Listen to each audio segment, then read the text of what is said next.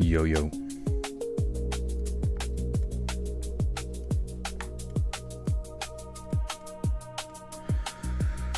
Let's read. Is that you? Is that him?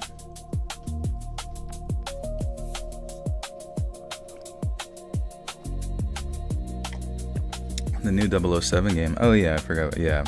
Probably not.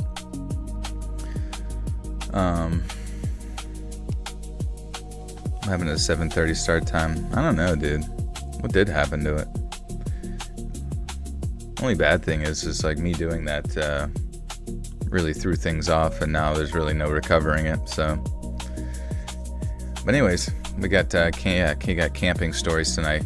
It's more specifically ones that'll make you want to quit camping. They're so freaking scary. Holy shit. Everything well? Yeah, everything's well. It's just my I have to get my AC in my house fixed tomorrow. They're coming, and it is so. It's just like we got like a heat wave, and it is so fucking hot. Love you too. Love you guys. Love everybody. Love. Love will make the world turn round. Yeah, I think at this point my AC needs like a new, what the fuck was, I forget what they said it needs. But it needs a new one of those doohickeys they talk about. And once they install the doohickey, hopefully there's no other problems. You just try taking creatine with grape juice. Yeah, I think you can mix it with anything. You can also get it in like capsules that like dissolve in your stomach. Am I gonna see the Backrooms movie? Yeah, when's Backrooms come out? May 29th. Okay, and like another week or 2 weeks now. Make sure they don't steal your anime statues. They better not. Better not go anywhere near those. They're booby trapped. In the same way that the pyramids of Giza are booby trapped. But that doesn't mean there's boobies. What's up, Justin? But yeah, how's everybody's weekend been? It blew right by. Do urban legends based around home city of Armadillo, Texas. You got it. Amarillo, sorry. Amarillo. You just saw when Windagoon went to the premiere of Backrooms. Oh, nice. That's dope. I was actually watching another episode of The Creepcast. I don't know if it was a new one or not, but they were reading something about barn animals killing each other or something. That's pretty funny, pretty interesting dynamic between the two bros. They're basically my best friends now.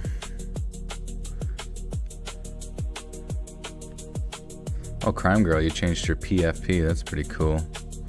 How's the channel going for you? Sarah, thank you for the 5. Says getting ready to head home from memory care. Wish me safe travels till I message back. Give me like 20 minutes, I'll be back. No rush. I hope you remember how to get home. What's memory care? Or mammary care? It's a boob massage place. You got demonetized, Crime Girl? God damn it, man. What the fuck is YouTube doing? Like, is the economics of everything just like struggling to the point they have to just demonetize everybody? Because it is quite frustrating, because I'm fairly certain they can still legally or through the TOS like run ads on people's channels. You're fighting with YouTube, it's a nightmare. I mean, yeah, I literally don't know anybody that like has gotten demonetized and like been able to communicate with someone to get stuff back. Like I have no idea. Like, unless you have a big enough audience on social media to make a stink, it's like there's no pressure at all. Heard so many YouTubers getting demonetized for nothing lately. Yeah, exactly. And it's just like the most open-ended terminology, like, what was it? Like non-unique content, or I don't know. Like, there's no like specifics to it. So, like, what the hell are you gonna do? Hey, Melissa. The Australian desert story was crazy. Yeah, those ones were nuts. Are there ads on the member-only content? No, there shouldn't be any ads. I don't think so. No, I never click the ads on that. I don't even know if you can run ads on members only. They won't tell you what you got wrong either. They just say, oh, you fucked up. You want to know why? Too bad. Yeah, that's what I hear from everyone. And I feel like until like a larger channel like Moist Critical brings attention to it, you know, and kind of like says, basically lets YouTube know that this could result in some sort of like class action lawsuit of sorts. I'm not saying I want that to happen. I'm just saying it looks like, you know what I mean? Like one of those lawsuits where they do it generally, and there's so many people that have testimonies as to being wrongfully terminated while they still run ads. You know what I mean? It just seems like they're playing with fire in a way that's very ill-advised. Because I don't understand, like, there's so many podcasts. Like, within the podcasting space, you can just say whatever the fuck you want or do whatever you want. And, like, you know, there's limitations. But it just seems like YouTube goes through these waves of demonetization. And it's like, I don't know. I just think it's a really, really short-sighted manner in which either to, like, save money and especially, like, to build up trust with your product. You know what I mean? Because, I mean, technically, we are the product, right? And they're trying to sell the product to advertisers. They just send you the term service. Yeah, exactly. It's all automated. It's all AI nonsense. Joel, who wins in the Pandosi World Cup, hantavirus or Ebola? I think they're kind of going to have a baby here soon. Combination of the two. You got a Switch 2 today. What did you get? There's literally only like 2 Switch 2 games. Poca Pupia and Mario All-Stars 6. Did you see the Drake released 3 albums? I did, and I heard that they were not that good. Just fish unless you try Vegemite. Oh, that's funny. Oh my god, it's been a while. That must have been back in like, was that 2024? You're going way back. This music got me riled up. Let's do something about it. Yeah, another 2 minutes here. We'll kick it off. Anyways, what's new with you guys? Anything? Honestly, let's just start reading. I'm starting late. I didn't really want to start late, but I'm just a late kind of guy. I set time frames and then I'm like 2 hours late for it. It's pretty sweet. Okay. Spooky dookie wookie.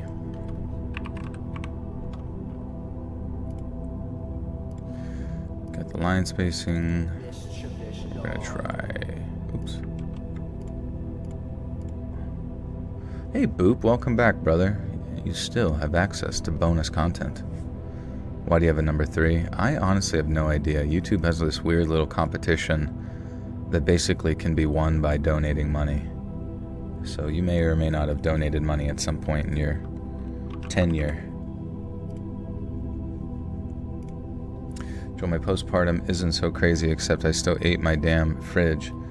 How are you, my friend? I'm good. I'm glad your postpartum's doing better. I remember you were saying it was a struggle.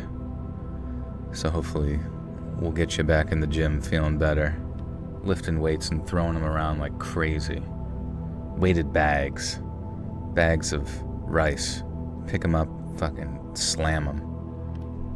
Oh, you're solo camping, Lydia? Be careful. Alright guys, anyways, is my back better? It is, it's way better. And I started working out at the gym with the machines again, so surprisingly the hack squat and the leg press like don't bother my back at all. So, and honestly everything else feels good. I think it's just like a weird tweak. Sometimes you tweak something and it's basically just your body like, oh, that shifted weird, and then it's more like musculature tensing up because it doesn't know what happened. And then you sort of have to just like, you know, not avoid things, but slowly work back into it. Had to update my card. Took a while to get me back to my laptop. I hate using Apple Pay. Oh, no worries. And Okioso Nijamura with the 2 says, God's sake, Culver's, Joel, and Femdom tonight. I'm not sure what that means, but I like it. Do the hamster wheel, Joel. It's my favorite. I'm already in it, trying to catch a piece of cheese. Alright, friends. Click like, click share. Let's do Culver's, you know ball. God's sake, Culver's, Joel and Femdom tonight. Is a reference. It's referencing Star Trek. It's directly from Star Trek. I moved to Los Angeles in 1998, met my girlfriend the following year, then by Y2K we were living in a small Silver Lake apartment together. We were very compatible, and where we weren't almost identical, our personal differences complemented each other in a way that made us work. But there was one thing we could not agree on, and that was my love of camping. I pitched tents everywhere from Joshua Tree to the Sierras, and it became especially important to me once I moved to the concrete jungle of LA. Getting away from the big city became doubly important just to decompress. I'd swap all the smog for cool, clean air, and then wake up to the sound of birds singing instead of traffic and the yelling of crazy homeless people. My girlfriend, on the other hand, was way more into luxury hotels and spa weekends, and the most she'd ever theoretically commit to in terms of camping was a tour of the West Coast in a camper van. And even then, she said that she'd have to really think about it so she could make sure that she had as many home comforts as possible on hand. And so, without outright coercing her, I started a weeks-long campaign to try and change her mind. I started showing her epic photos from my past trips, emphasizing things like stargazing and how the fresh air would be great for her. She's very much a health nut like that. And I then started working the whole Itabo, Jack of Blades. Jack of Blades. Guys, we're going to speedrun tonight's recording. You know what I watched the other day with some friends? We've been doing anime Saturdays. I watched this show called Bleach. And I don't know how, they might be in like season 4 or some, I don't even know what season they're on, honestly, but it's called Bleach. And I've heard of it before, but I had no idea what it was.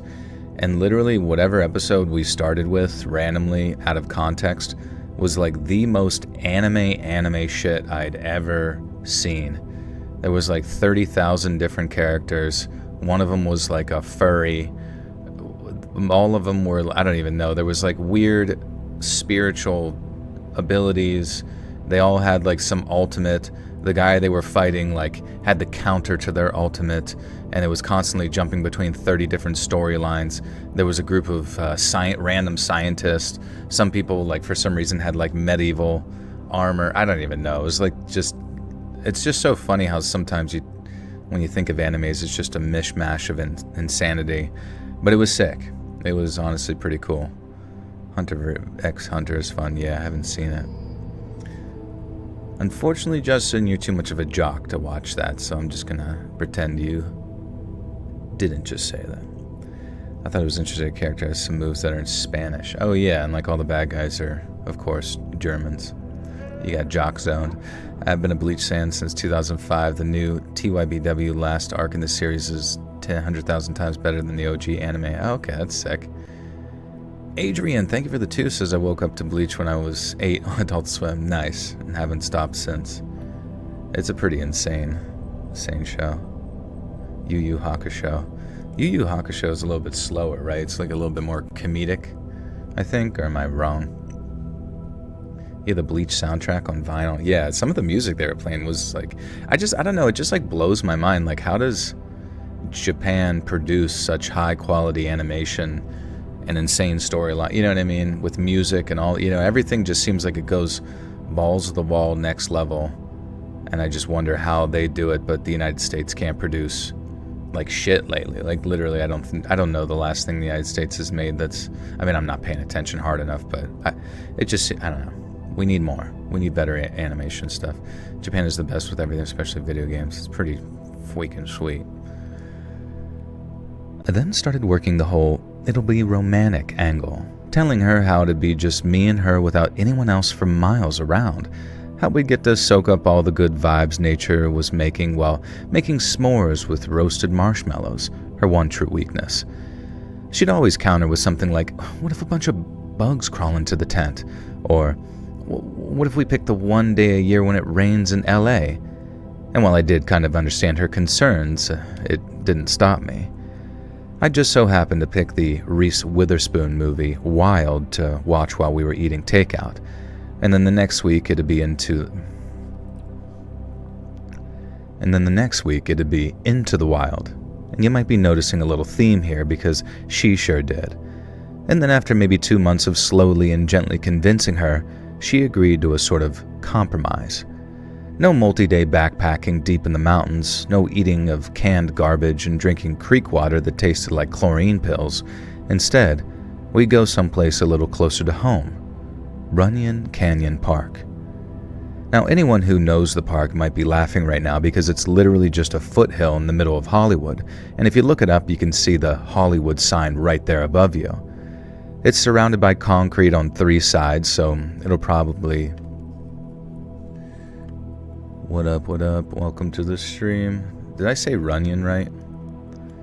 Bunyan Park.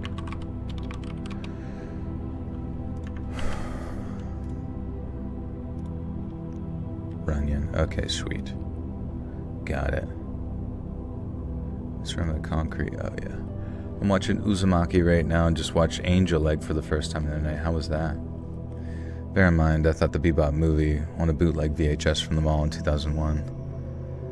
Anime movies are some of my favorites because it's like, it has all this backstory to it that you can like find out from watching the show, but it's also very contained within its own little hour and a half to 2 hours.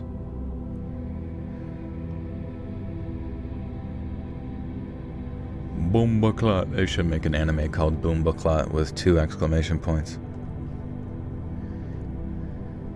It's surrounded by concrete on 3 sides, so it's probably like the least wild place I could possibly pick out. But seeing as it was so urban adjacent, low commitment, and easy to bail if she hated it, my girlfriend approved. I mean, maybe I'm talking the place down a little for the purposes of the story because some of the views that you get up there are absolutely fantastic. And I mean, you can see all the way out to the ocean on a good day, and all that after some very convenient parking near... you can see all the way out to the ocean on a good day, and all that after some very convenient parking. We could park on the street, pack light, and be on the trail quickly, and then after a day's hike, we could set up our little tent and let the real fun begin. We headed out into the late afternoon to beat some of the crowds. Runyon is always popular with runners and off-leash dogs. And then starting from the bottom, we took a mix of trails from a solid loop until we hit the wooden steps up the East Ridge toward Inspiration Point, where the views open up dramatically over Los Angeles. It wasn't brutal, but enough to get the blood pumping and earn that we're really outdoors feeling. And then by the time the sun was almost setting and the city lights started twinkling below, it felt magical. We found a nice, somewhat tucked-away spot on a flatter section of ridge as dusk settled, and while we weren't quite allowed a roaring campfire thanks to the park's rules, we had a nice little setup with... choking on spit. They call me Dr. Chokes on Spit. If anybody wants some unconventional anime recommendations, try Guyver Bio Boosted Armor or Alta Battle Angel. Love 'em, 80s kid. Oh, that's it. Yeah, the 80s, 70s, 80s, 90s animes are insane. Hey, there's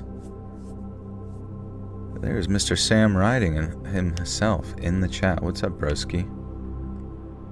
Are you sailing the 7 seas, matey? Oh, just a crack shot with a cannon. Oh, hell yeah. Absolutely nailed the starboard. The Starford basically blew up a big shark. Has anybody here played Sea of Thieves in a while? Because we got back into it, and it's been forever, but it's a beautiful game.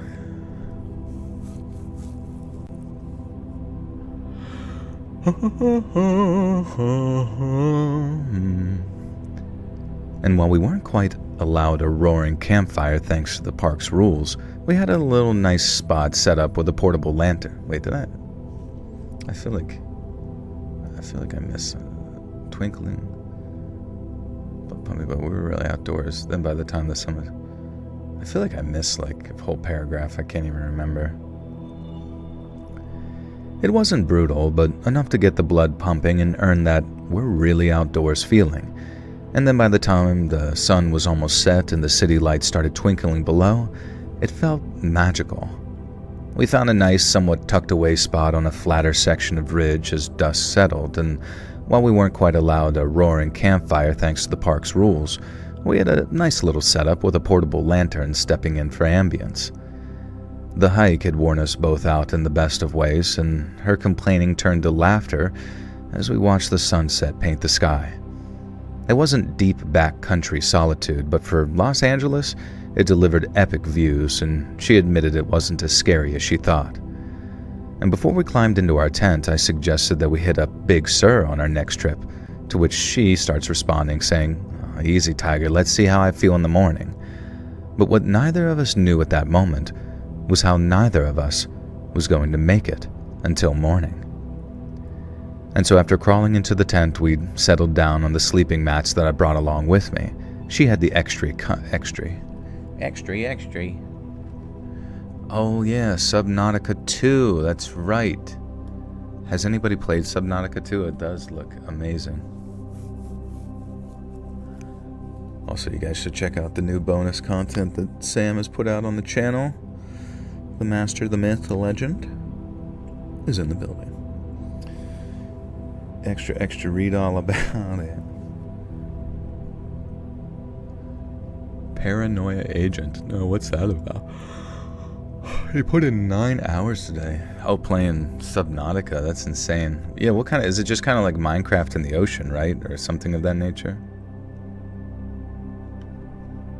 God, it's so hot right now. Holy crap. And without AC, I feel like I'm in the UK, boiling. And so after crawling into the tent, we settled down on the sleeping mats that I'd brought along with me. She had the extra comfy one. I used my old one. And then after a little pillow talk, it was too warm to cuddle, we each went off to sleep. And then the next thing I know, I'm waking up to the gentle pitter-patter sound of water hitting the fabric of the tent. And my first thought was, holy crap, she was right. We picked the one night of the year when it rains in LA. But that was just the first of a couple of different thoughts, because the second one involved me realizing that it couldn't have been rain. The stream of fluid was too localized to the side of the tent and too loud to be anything but one solid stream coming from someplace. And that's when it hit me that some a-hole was literally pissing all over my damn tent. Now, I reacted much like anyone would and immediately shouted something loud and curse-filled while making a beeline for the zipper, keeping the flap shut. I was furious, dude. I mean, I figured it was probably just a bunch of kids doing it as a prank after one of his buddies dared him to do it. But I was banking on being able to chase them off into the darkness and giving them a little scare for their troubles. But then as I'm thrusting my feet into my shoes, thrusting away. I was dying in this heat today. It got like 88, yeah. I wonder if it's supposed to stay like this. Let me check the weather real quick.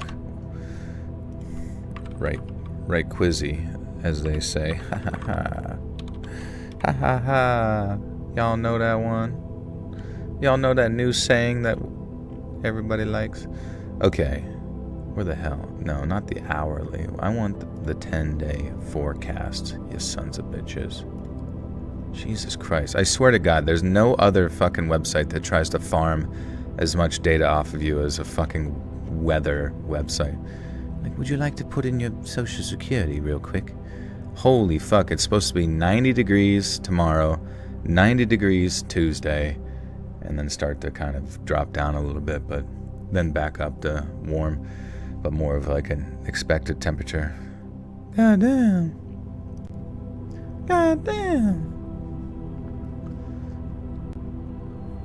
What's up, Nathan? I'd like to put a motion to go for nakedness again. I think we learned our lesson from Eden. I mean, you can do it, honestly. No, probably no one would stop you. Mystery. Mystery solved. Get naked. But then, as I'm thrusting my feet into my shoes, I smell it. This sharp, acrid smell that smelled like something flammable. And then no sooner was I like, uh-oh, but woof. The side of our tent burst into flames from where someone either tossed a match or put a lighter to it and set all that flammable liquid on fire. My girlfriend was obviously awake by the time we saw the flames because I'd been shouting and moving around all angrily and insane, and so while I was still sitting there with my foot half in my shoe, it was her who grabbed the little pocket knife that she was keeping under her mat, blade open too, usually a big no-no, and started slashing at the wall of the tent to make a hole and make it fast. Each of us dived out of it, and I remember looking back expecting to see either total darkness or the last of the kids who set out a tent on fire running in. Last of the kids who set out a tent. Or the last of the kids who set out a tent. Oh, set our tent. Our tent. Our tent. What part of Pennsylvania do I live in? I live with Bigfoot.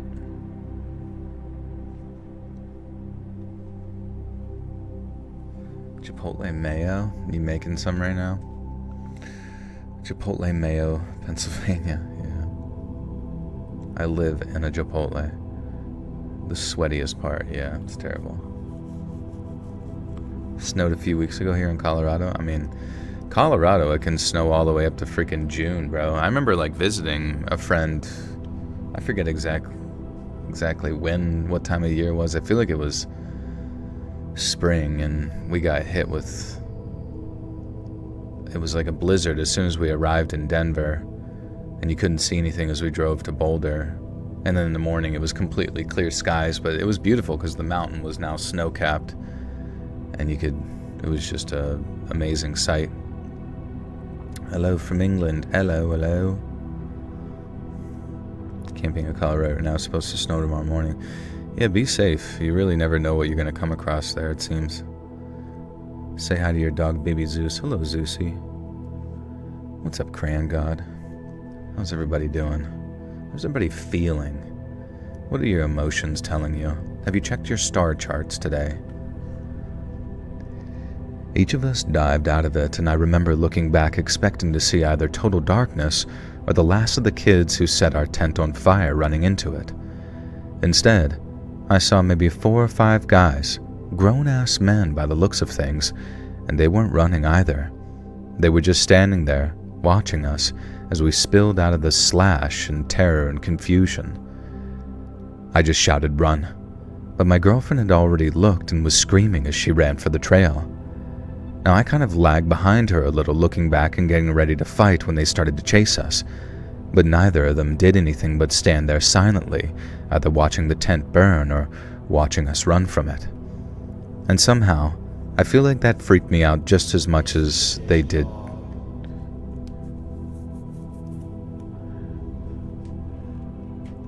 Lynn, thank you for the gifter to For the Love of Hoyas. Thank you, Lynn. Hoyas, you now have access to bonus content. You live near Bigfoot where that famous video was filmed. That's pretty sick. I mean, there's quite a few sightings, supposed reports of sightings in like Ohio and Pennsylvania for Bigfoot. I don't know why. It's so lame. Like, I miss when Bigfoot was just some big, slightly intelligent ape creature, you know what I mean? But I literally have no idea why people are like, yeah, it's like interdimensional. Everywhere he goes, there's like radioactivity, and he can like slip in and out of space and time, and pretty much they're like time travelers who are like visiting the past and want to know what it feels like to walk around the woods or something stupid. Humboldt, California. Isn't that where Bigfoot started straight up destroying some campers?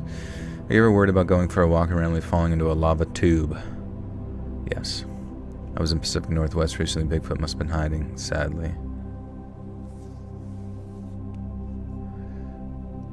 Wasn't that the Mothman thing? Well, that's the thing. The Mothman thing is supposedly like some type of alien, interdimensional angel type beast that shows up whenever there's like something bad about to happen, you know, making predictions or whatever.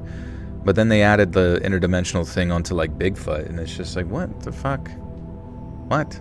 Where did that, like, literally where did that come from? Was that the missing 411 shit? Look, Waka Squatch. And somehow, I feel like that freaked me out just as much as if they did chase us. It kind of felt like they didn't need to, you know? Like they'd already set up a blocking force for us and were Like they'd already set up a blocking force for us and we were running right into it. But thankfully, that was just the fear talking. And we ran and ran through the darkness without ever bumping into anyone, let alone anyone with bad intentions for us. Luckily, I had my car keys on a chain along with a couple of others, so we were able to get into my car and start the engine without issue. But when the headlights lit up the scene in front of us, and we could see that there was no one following us, and we kind of took it down a gear, and instead of driving off frantic, we took a second to just say, what the actual F just happened to us up there? We did drive off pretty soon after, on the off chance that they were following us somehow, and then we reported what had happened to the cops once we got back. But, and any LA natives were probably thinking this from the very beginning, but the detective we spoke to was not sympathetic to what we did. Now, he wasn't overly rude, but he basically asked us what the hell we were thinking trying to camp up on Runyon Canyon, because while it can be a pretty beautiful place and very charming to Midwest transplants like me, the park's just too damn close to the city to really be safe. He obviously felt bad for someone. And they could have started a wildfire, too. Do you edit out the talk and post to the channel? Yeah, that's, I'll do the edits tomorrow. And stuff. And stoof.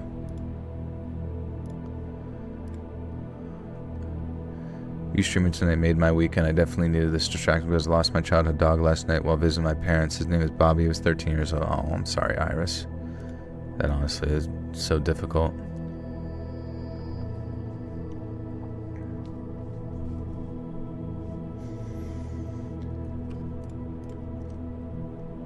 He obviously felt bad that someone had tried to burn us alive, but he also said that we made his job pretty damn hard, seeing as there were tons of kids in that area who were capable of such a thing. Not to mention all the crazies that walk up and down Hollywood Boulevard, which is pretty close by. Someone might have been drunk, bought a bunch of lighter fluid planning on burning the Hollywood sign, but then they saw our tent and figured, hey, beats hiking another 2 miles uphill. And it was that simple. It could have been just about anyone, and the chances of catching them were slim to none. Now, he didn't think that there was much to it, there being 4 of them or 5 of them, and them just watching us either, as he said that there might have been gangbangers, or we were in their favorite smoking spot, or literally anything. And in so many words, we made one hell of a mistake, and my girlfriend never let me hear the end of it. She never went camping again, which meant I only went like twice the whole time that we were together. And then the first thing I did when we broke up was head out on some week-long hiking trip out in the Sierras. It wasn't a bad breakup, and I never felt resentful or anything that she refused to try it again. Do you know how to get to Bell's Canyon? I have no idea how to do that. Where's that at?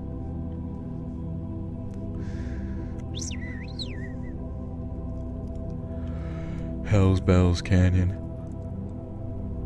It wasn't a bad breakup, and I never felt resentful or anything that she refused to try it again in any place, because ultimately I do kind of think it was my fault. I think I should have dropped the issue when she first said no and just gone someplace on my own that'd be safer. At least, safer from people, that is.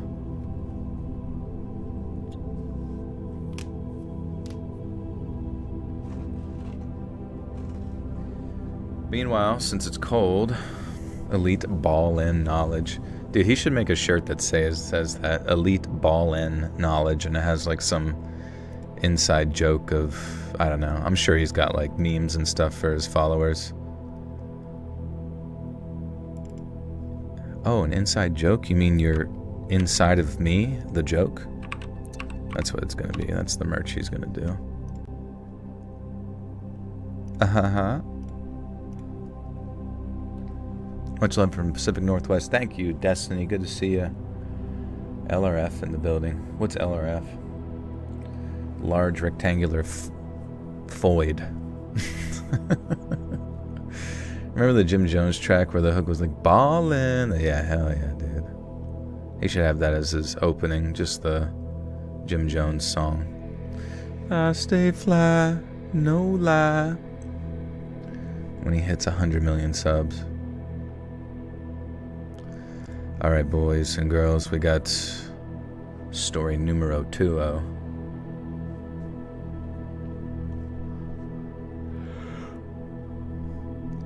So I used to live for camping. It was honestly my entire personality.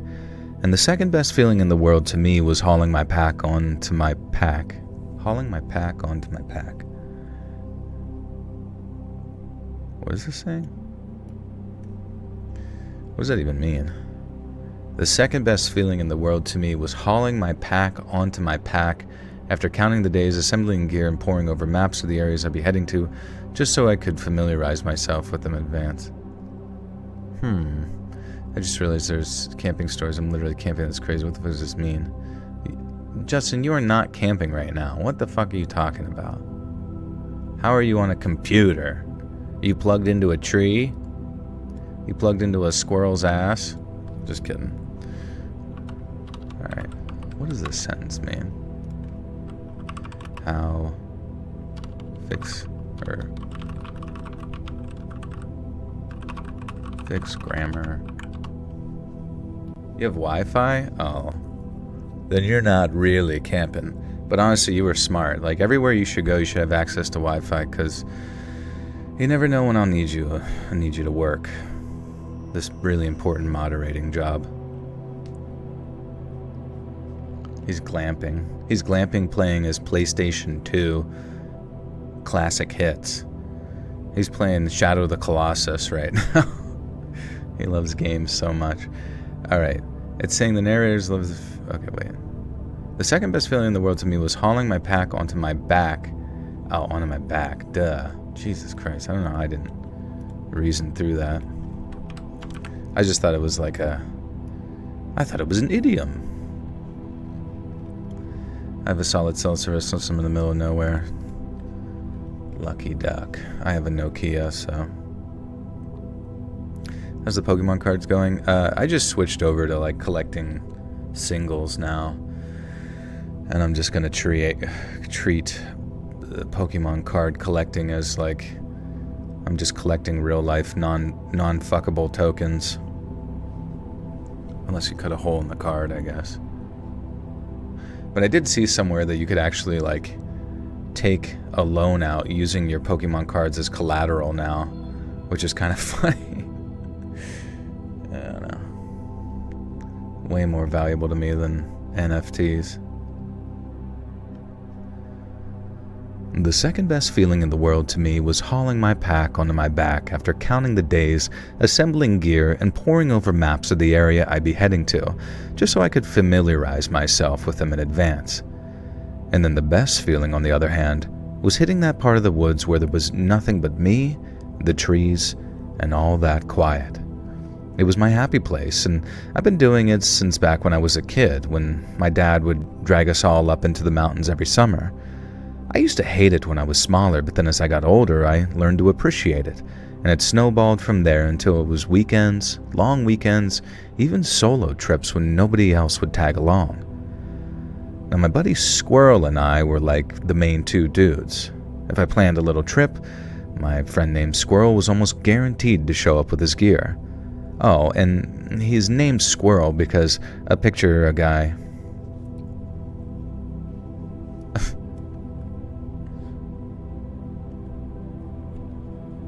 Oh, hold on, I got a text from my girlfriend. What'd she say? I'll fucking kill you. Okay, there, we're just gonna skip that.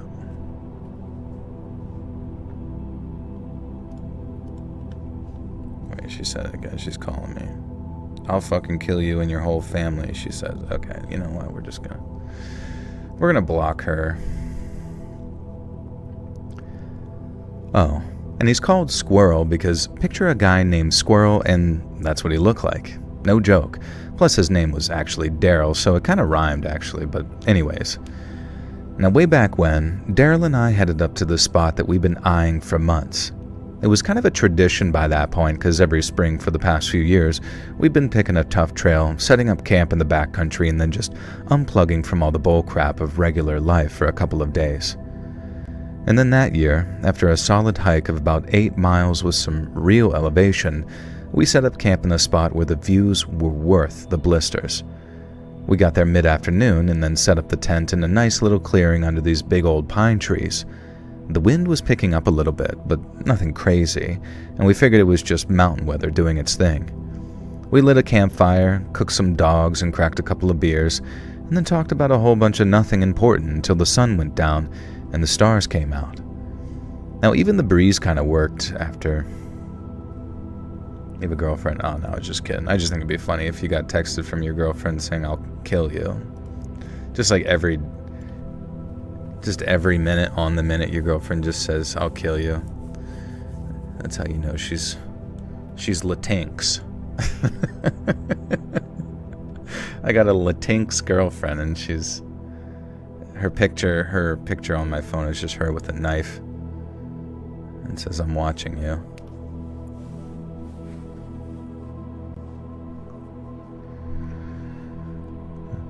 We lit a campfire, cooked some dogs and cracked a couple of beers, and then talked about a whole bunch of nothing important until the sun went down and the stars came out. Now even the breeze kind of worked after we... What does that mean? The breeze kind of worked after we climbed it. The breeze kind of worked. Was nobody actually sending you threatening text messages like that, though? No, I don't know why. I'm kind of retarded, so I just say things and that come into my head. Even the breeze kind of worked after we climbed into our tent to get some rest, and after all that hiking and all that beer, I think I fell asleep the second my head hit the sleeping mat. But then, at around 2 in the morning, we woke up to the tent shaking like it was about to blow away. Now, that must have picked up.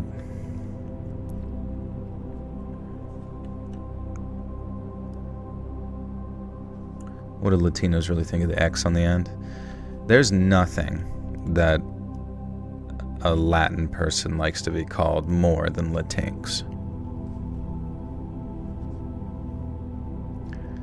And then if they fart, you can say a Latinx just let out a stinks. And then if they need to solve like a puzzle or something, you can say a Latinx is getting a riddle from a sphinx. And it just becomes sort of like a Dr. Seuss book at that point. The Latinx meets a sphinx by Dr. Pinks.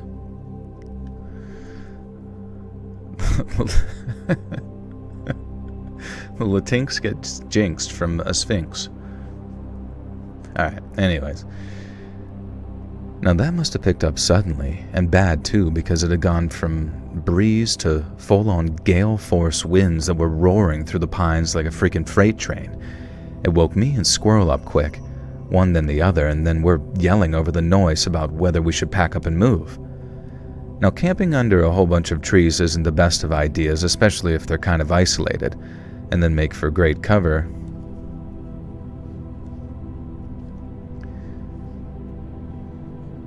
Gay force winds. Oh, you guys are funny. Alright.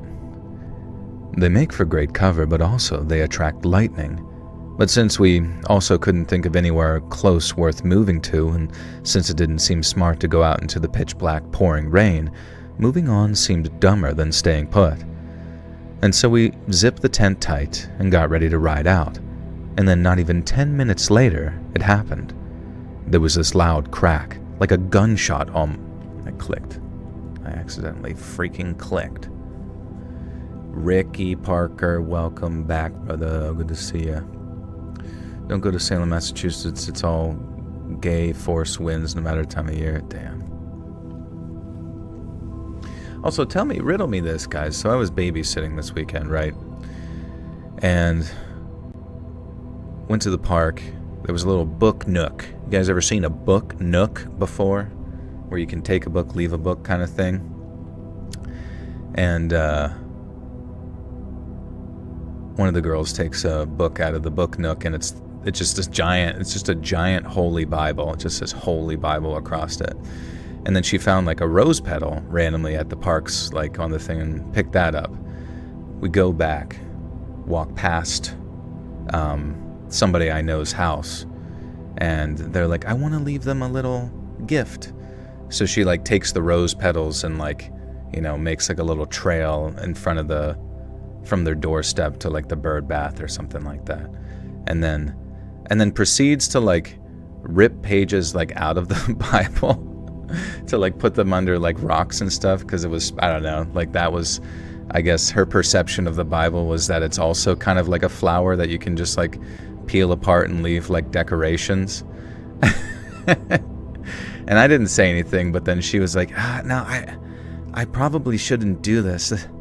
I think God will be mad. And I was like, I don't think God gives a shit about a fucking book. But then whenever there was like two other, like when the person who lived there heard about it, they were like, oh my God, did they rip pages out of the Bible? And then somebody else had heard about it when they did that, because to me it seemed like a very kind and good-hearted gesture from just basically a little angel person. And then they were like, you ripped pages out of the Bible? And honestly, I don't know. It's just like weird. It's like, to me, it's almost like you have the religion, which comes from the Bible, right? But I don't recall like where in the Bible it might indicate that you shouldn't pull any pages out or really anything of that nature. Like, I don't know what, that's illegal, yeah. So we basically broke Sharia law, and we're going to be beheaded soon, so. Who profits from all the Bible sales? Who's keeping all the sweet cash? I think certain versions can actually copyright. Like, I think there are, like, the NIV one is its own thing, and I don't know who makes money off the King James one. Yeah, ripping pages out.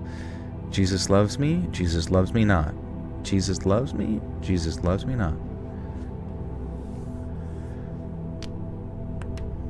I believe in Bigfoot. Oh yeah, 100%. Maybe she was ripping out passages the person needed to read. Then they told me later that it was passages from like Genesis that was talking about the creation of the Tower of Babel. So I was like, because I was kind of thinking, I was like, sometimes, things happen in life that are like metaphorical that you kind of have to like, interpret as the possibility of why it might be important. Like, especially things that like kids do. Kids do stuff that I feel like maybe God would communicate through that in some weird way. And then I was thinking of like the Tower of Babel, and I don't know, maybe there's something to do with like AI. We're making all those like huge AI, what are they called? The data centers and shit that are like literally the size of like Manhattan, right, in America. And maybe there's something with that is related to the Tower of Babel.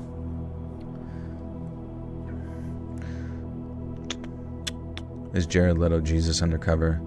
I think Jared Leto might be Satan undercover, but definitely not Jesus. That's so creative and adorable of her. It was done out of love, so I think it's absolutely fine. Yeah, I think a lot of the times God is, you know what I mean? God's not like some machine that you can trick or also like inadvertently anger. I mean, there was so many things, right? Well, actually, I guess like there's like direct verses within Jesus's times in the Gospels or whatever, where kids were doing something, or somebody was doing something that was like breaking the legalistic rules of like religion, and then Jesus rebukes them and says, something along the lines of, "Who gives a shit," right? Data centers have the secret to the perfect grilled cheese in there. Yeah, that's true. Just set it on top. We need conspiracy. What conspiracy you guys want to talk about? You think Earthlings were once Martians? Yeah, that's a possibility. I mean, maybe, yeah, we seeded the planet from Martian bullshit or whatever. I mean, people talk about there being like big nuke bull stuff happening on Mars, or I don't know. It's hard to say. 9/11. What's the most recent one? Hantavirus. We got what's going on? Level 1 magic. There was something I saw earlier, and I fucking can't remember. Another scientist is dead. He's going to testify against Bill Gates. Dude, I don't understand. Bill Gates was a very prevalent force, faced during, 2019, if you recall what happened around that time. Blah, blah, blah, right? And has, you know what I mean? Like, it was like acting as this like front face person, whatever. And then he ends up on, like, in every, kind of loses everybody's trust during that period of time, understandably so. And then on top of that, he's in the fucking Epstein files. But then just like casually, like he's just like back making his rounds again, like, being the spokesperson for this kind of,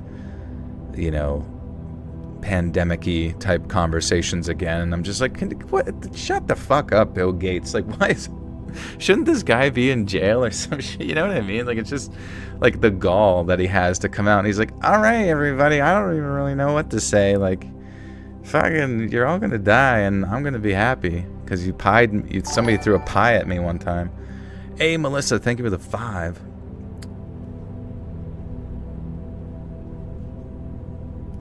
I don't know. It's fucking weird. There was this loud crack, like a gunshot almost, and then this massive whoosh, and so fast I didn't even have time to scream. A huge branch, what they call widowmaker, came down right on top of the side of my tent. Now, widowmakers are the dead ones, just hanging up there waiting to drop when nature takes its course, or a strong enough wind comes along to do the job for it. And it hit like a ton of bricks, with the pain exploding in my left leg and hip the second it landed. Now I heard my own bones snap, dude. I didn't just feel it, I heard it happen. It also pinned me across my lower body, crushing my leg and smashing my pelvis. I couldn't even breathe right at first, let alone move. Squirrel asked if I was okay, and I responded no, in this really strained voice, and then he freaked out trying to get the branch off of me, but it wouldn't budge. The rain was still hammering down, and the wind was still screaming, and so every time a gust hit, and the trees around us groaned like they were about to come down, too. Now I was yelling in pain, telling Squirrel to stop because he was only making it worse. I saw the blood was soaking through my sleeping bag too, and even though I could feel my leg twisted all wrong underneath me, the blood scared me more than anything. I told Squirrel that he had to go get help. He didn't want to leave me at first, and I could see it in his face with my headlamp shining up at him, but he knew that he had no choice. We both did. We were miles from the trailhead, no cell service, nothing. It was either him or nothing. And so he grabbed his pack, left me his extra flashlight and some water, and then took off running down the trail in the storm. I watched his light bounce away through the thin canvas of the tent till it disappeared, and then I was all alone. Obviously, I pulled through, or I wouldn't be writing this, right? So there's really no point doing that whole thing of will he or won't he make it, because no prizes of anyone guessing that obviously I did. But I was up on that hill for around 8 to 9 hours, and they were the longest of my entire life. The pain was non-stop. Every single breath hurt like someone was grinding my bones. I tried to shift myself every so often.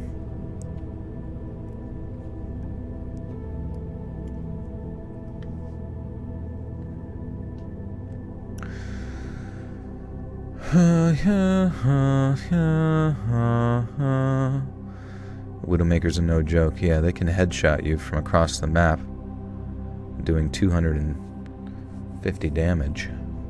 They can body shot a Zenyatta. It'd be funny as he was running away if he just got struck by lightning and his head exploded.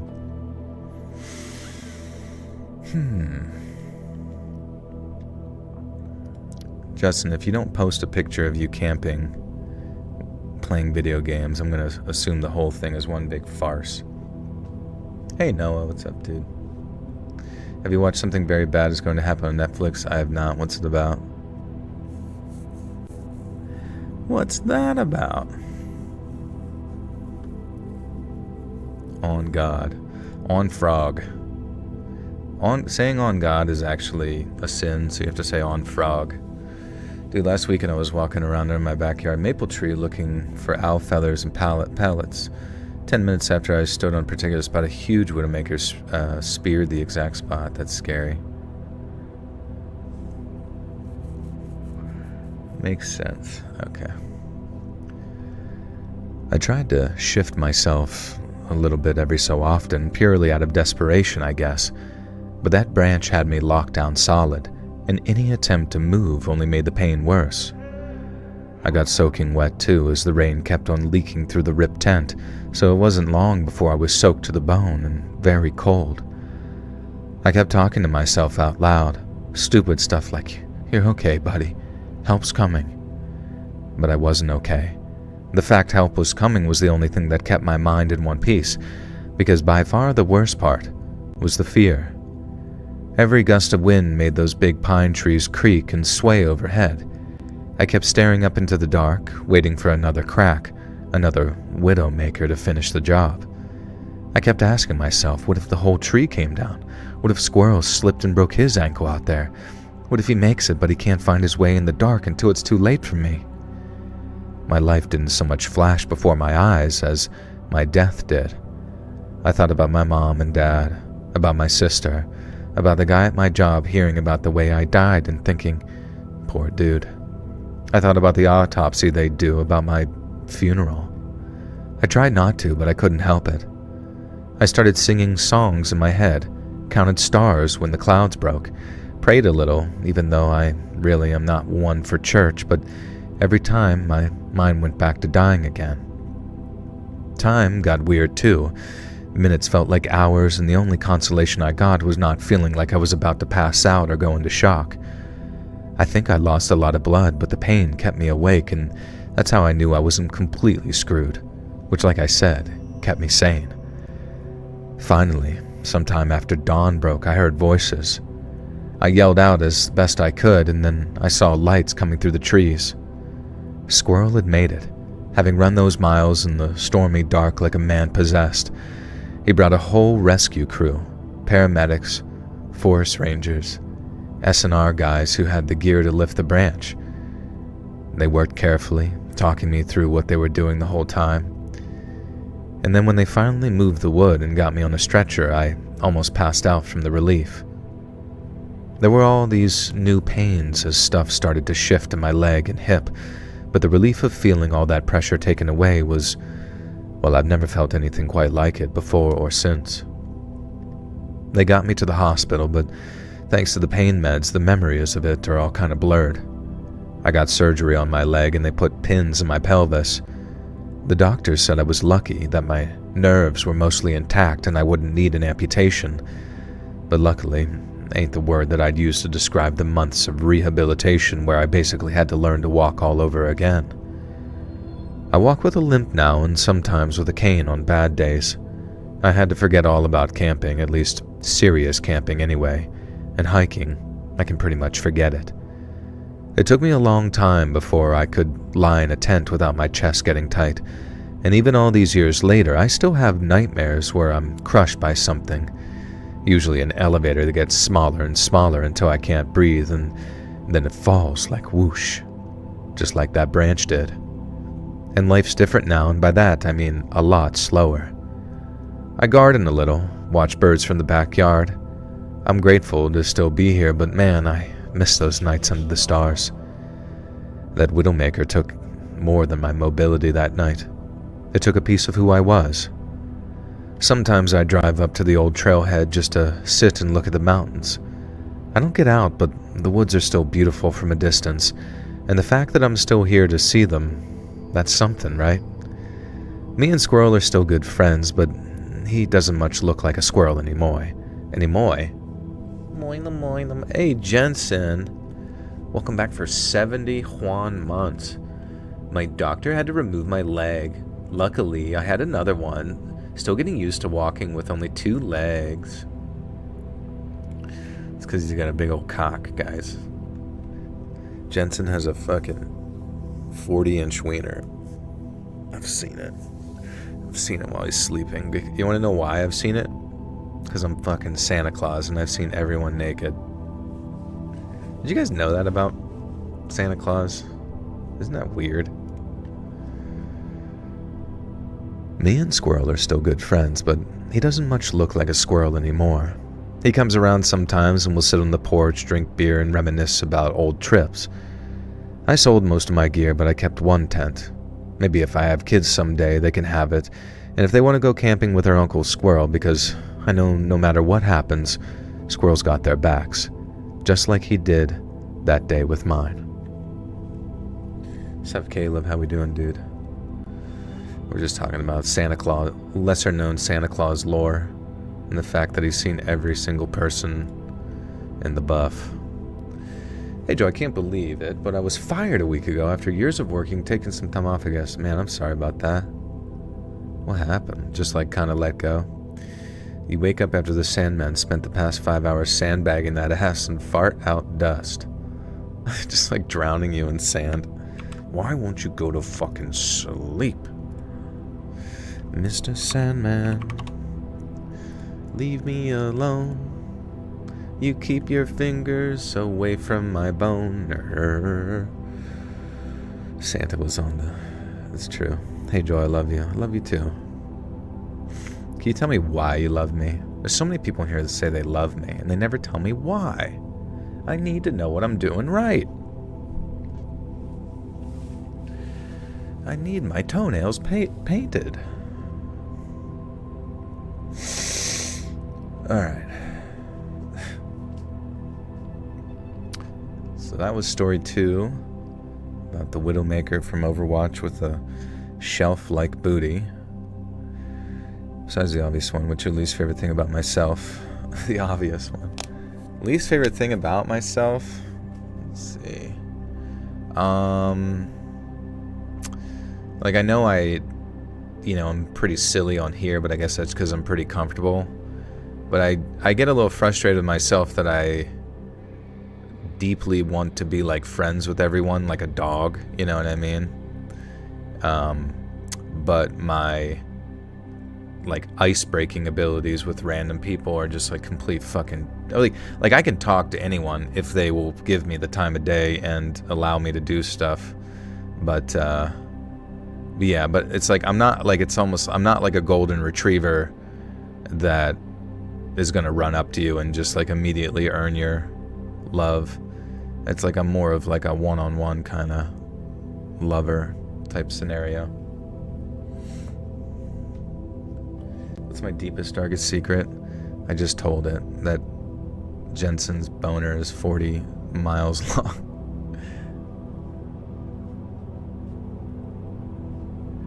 Yeah, I'm more of a German Shepherd. Do I have kids? No.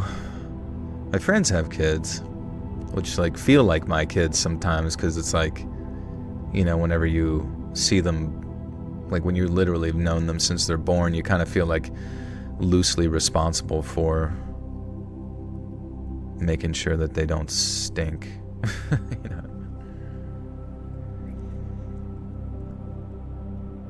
The other day at the airport, a guy sitting next to me started to talk to me about his love for the Magic game. Total respect, dude was an army vet. Yeah, I feel like military guys are some of the best to talk to, because they just don't give a shit. I feel like in the military, you have to just, like, be wildly comfortable with, like, yourself, you know what I mean? Do I believe in ghosts? I don't know, I don't really believe in, like, ghosts, like, people's souls are stuck on Earth per se, but I definitely believe in, like, dark, demonic forces of sorts. I have kids. No, I said I don't have kids. How old are you? You can say, I'm guessing, like 26. I'm actually 10 years older than I'm 36.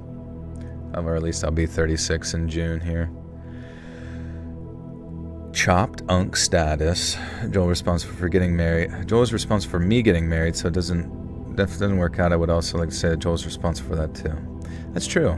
Jensen met his wife, I think. Did you meet her in this literal chat room? I've now made a new rule that no one in here can get married before me. I subscribe to Unk Slop. I haven't seen it. Am I single? Yeah. Joel, my goat. What's up, dude? What's up, Grobnut? As an aging male, have you picked up your ARP plan yet? I think so. I do get 5% off at Denny's for being 9,000 older than Gandalf.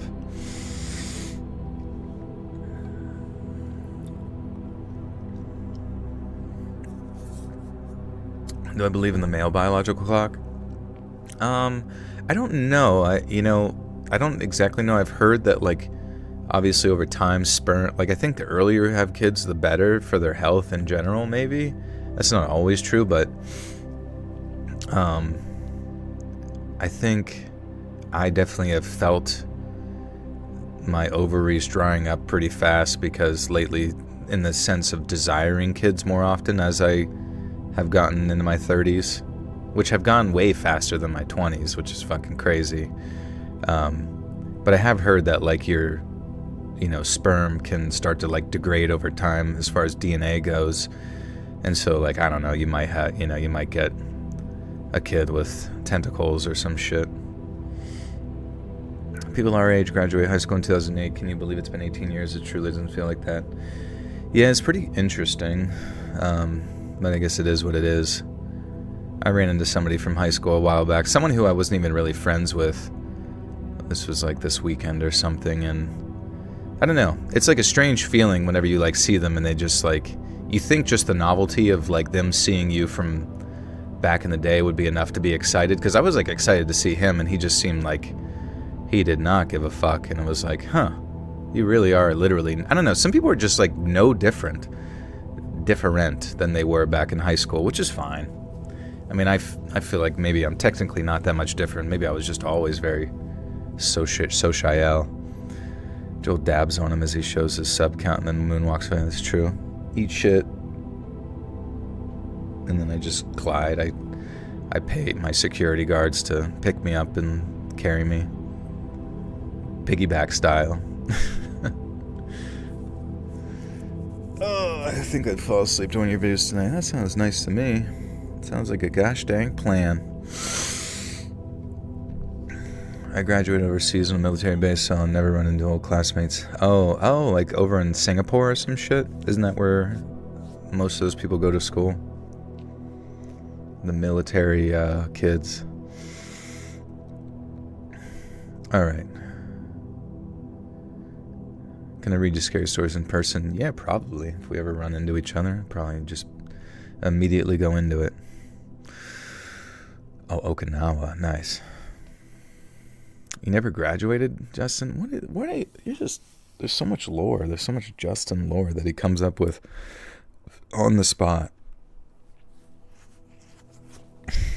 Okay. More than 3 decades ago, when my buddy Henry and I, who I call Hank, were still in high school, we got so bored one spring break that we decided to go camping out in South Texas brush country.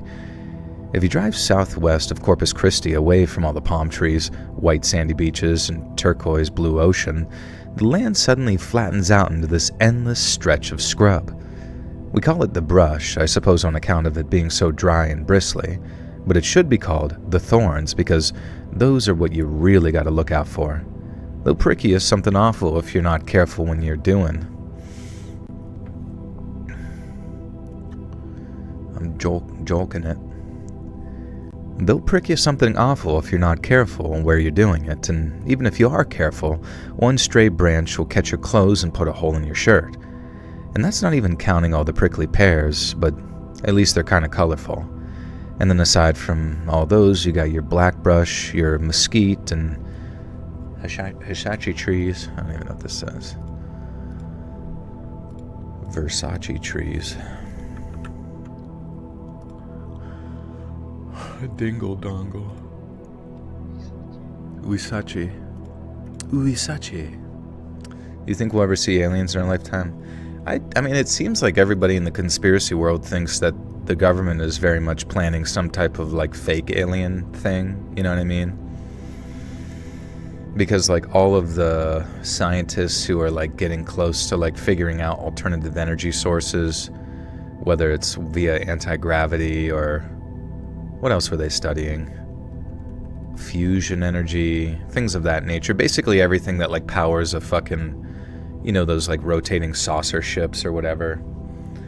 All of those scientists seem to be being offed one by one for whatever dumb fucking reason. Probably because if they do like do a fake alien invasion and, you know, they just, the scientists will say something like, hey, there goes my patent. What the fuck? You know, hey, that's my car. Fucking government stole my bike, you know what I mean? So, I don't know. I think there's something, whether they're like interdimensional beings or whatever, because it'd probably take fucking forever to come through here. And everybody thinks lately that, or when I say everybody, I mean me, but that's fine. If I say everybody, it sounds more important. But yeah, people are saying that the aliens are like time travelers, but that since reality is a simulation of sorts, and that there's multiple, well, I don't know if there's just two timelines, like one of two options, or infinite possibilities and infinite moments of existence or whatever occurring at different instances, I guess.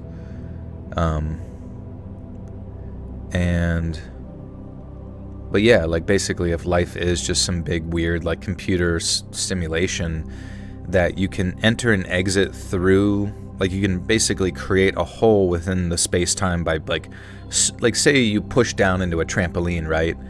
And when you're in the trampoline, it presses and presses and it tries to force you back.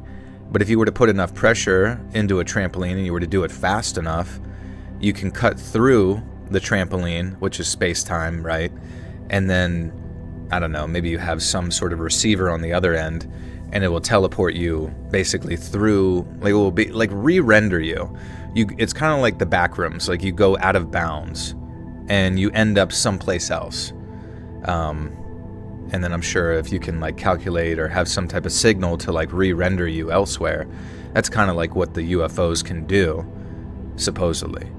And then the UFOs also have the ability to travel through time, travel like, you know, against gravity, against, you know, basically making it so their ship doesn't have any mass.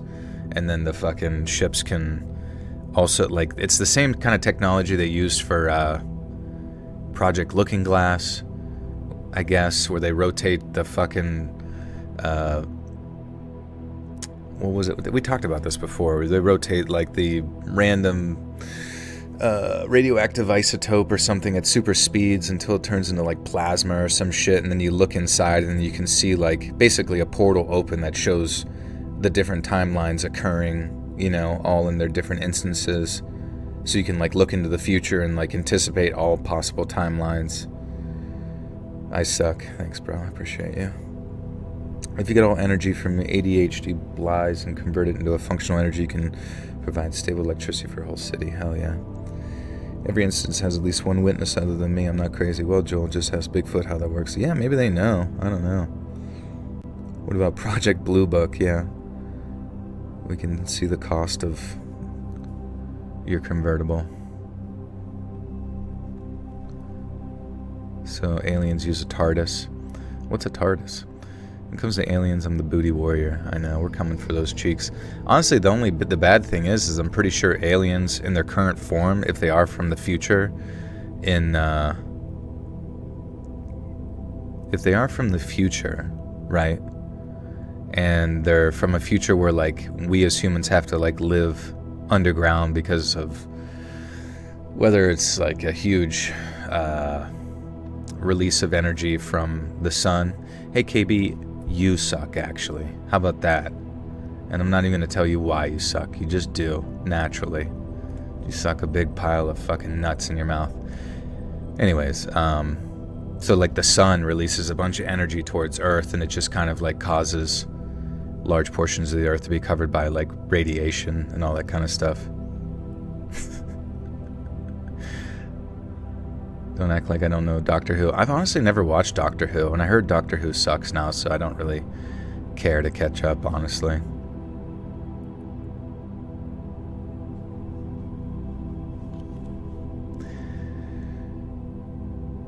anyways.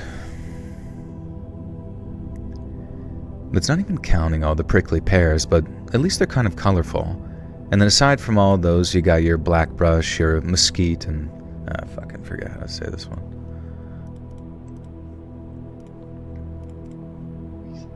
Huisache.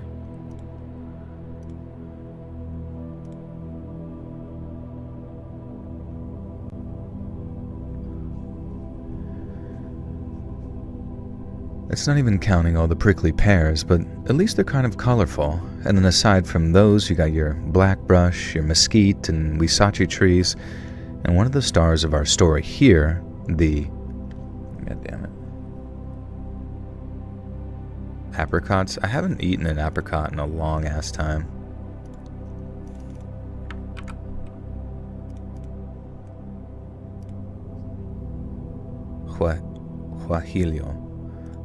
Guajillo. Apricots. Ape riots. Alright.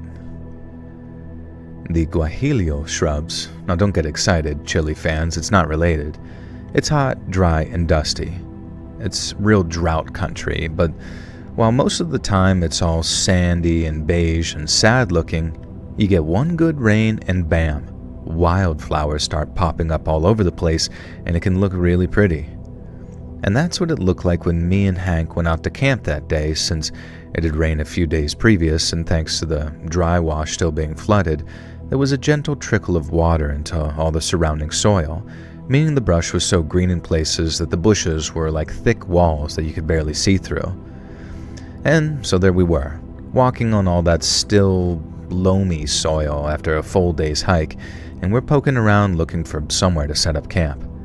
The sun was starting to dip, and so the heat wasn't so bad anymore, and the air had that kind of fragrant green smell because of the rains. And then all of a sudden, as we're coming up to this big old guajillo, it says, "Hey Maja, what's up? Good morning, good morning." I had apricots wine slush thing my girl got yesterday. That was pretty damn good. That does sound yummy. Apricot bush. Absolute huge apricot bush. George Bushy. Starting to dip. The sun was, so the heat wasn't so bad, and the air had the kind of fragrant green smell because of the rains. So are you seeking medication for your bush addiction? Nah, bro. That's an addiction I don't want to cure. It is the cure. More bush. Okay. How do we say this stupid thing?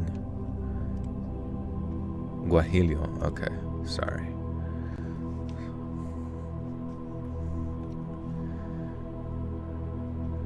The sun was starting to dip, so the heat wasn't so bad anymore, and the air had that kind of fragrant green smell because of the rains.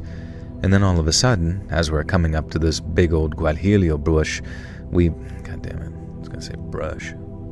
Hey, see ya, Cooper. Take care, dude.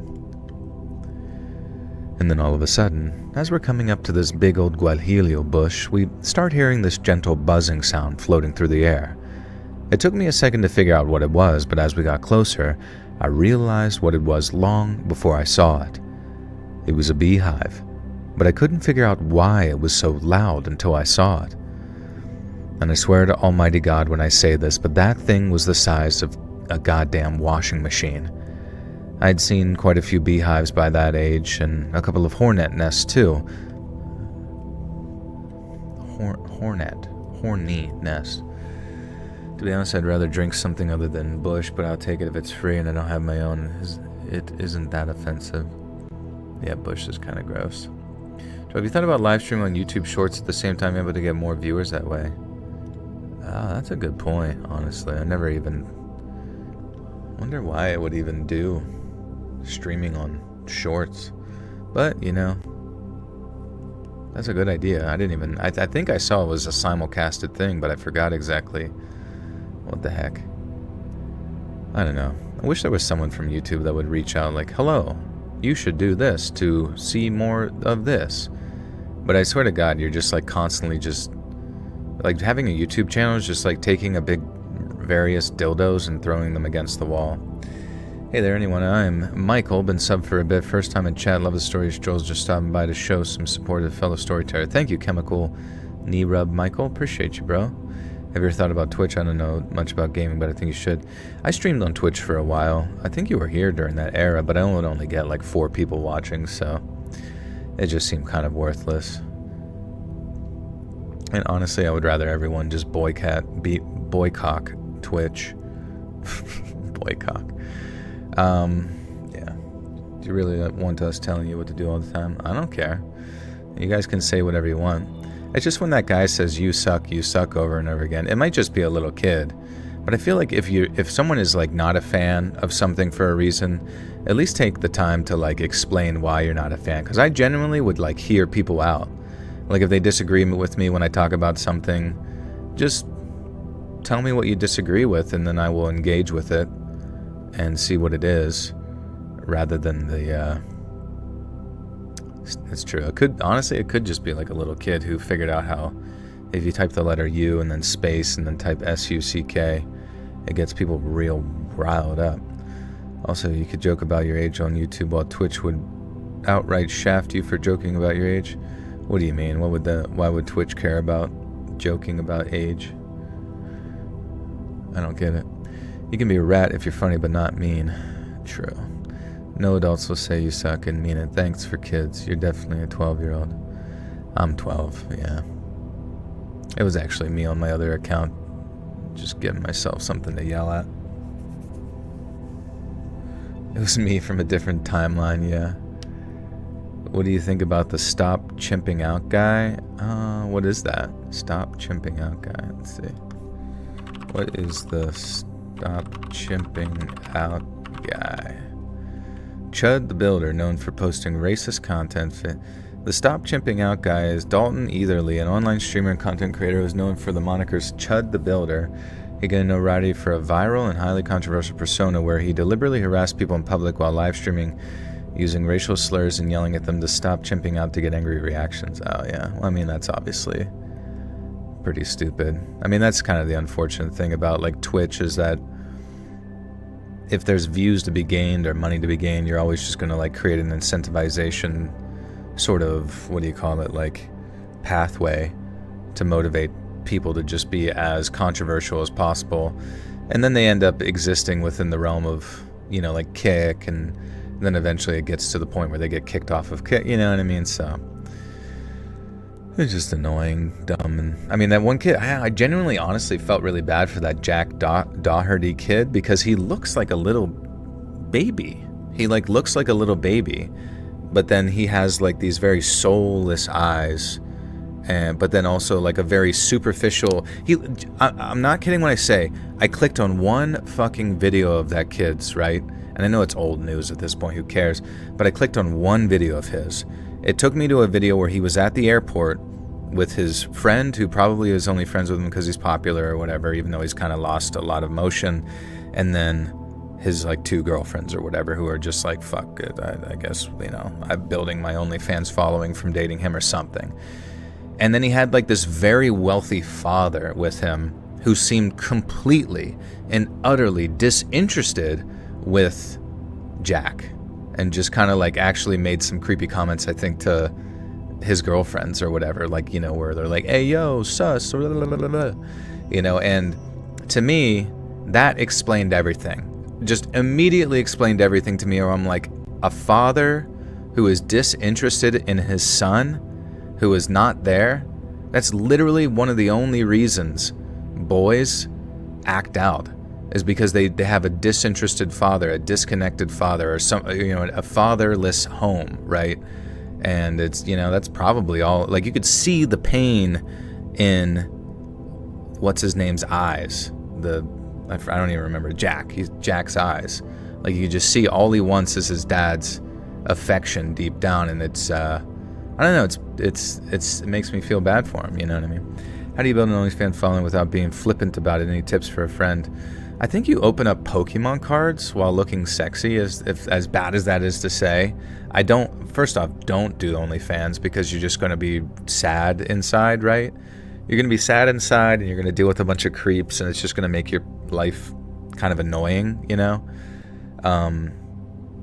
But if you want to do it, you basically just open Pokemon cards and look hot, and then eventually people click on your, you know, your Linky, your Linky.co link or whatever, and then they go, you know. So, hey, Angel Heart, thank you for the 3. God, I don't know why the notification sounds changed, but it is what it is. I don't do OnlyFans, but I do alternative Pokemon cards. Might not be a bad idea. It seems like not that I would know or anything. Pokemon cards, possible cheat code. I mean, if you think about it, it's like you're literally activating people's dopamine receptors, and the idea of gambling by, you know, like doing something to get their attention, like check what I got, you know, and then all of a sudden you start going through you're holding the cards really close to the camera, going whoop, whoop, whoop, whoop.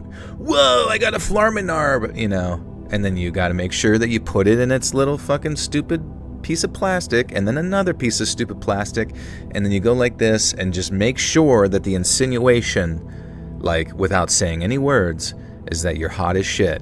And they naturally, the perverts will go looking, I promise you. AKA I will subscribe. I'm just kidding.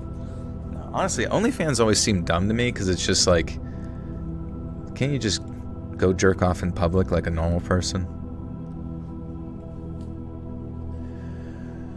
Pokemon Prime's kids for gambling like sports cards. I mean, yeah, it's honestly, it kind of hijacks the... I mean, I liked them when I was a kid, and then all of a sudden I felt it again as an adult, and I'm like, oh my god. Oh my god. Oh my god, I forgot about this. Do you need boobs? No, I mean, the gays are, I'm pretty sure gay people like to have sex too. I don't know this for a fact. They might be really into it, they might not. And yeah, I think they like dudes. I'm pretty sure they like dudes with like hair and fucking wieners or whatever. Butts. Nipples. Leather. Fucking stomping on nuts. Hi, kitty. I feel so bad for Pradeep. It's like so hot in the house, and he's just like always looking for a place to cool down. But I do have a little fan over here blowing over some ice that I had in the freezer, some dry ice. So hopefully that makes him feel like he's not gonna have a stroke. He's so sweet, dude. Such a good cat. I'm just freaking petting his belly with my foot while he's rolled over.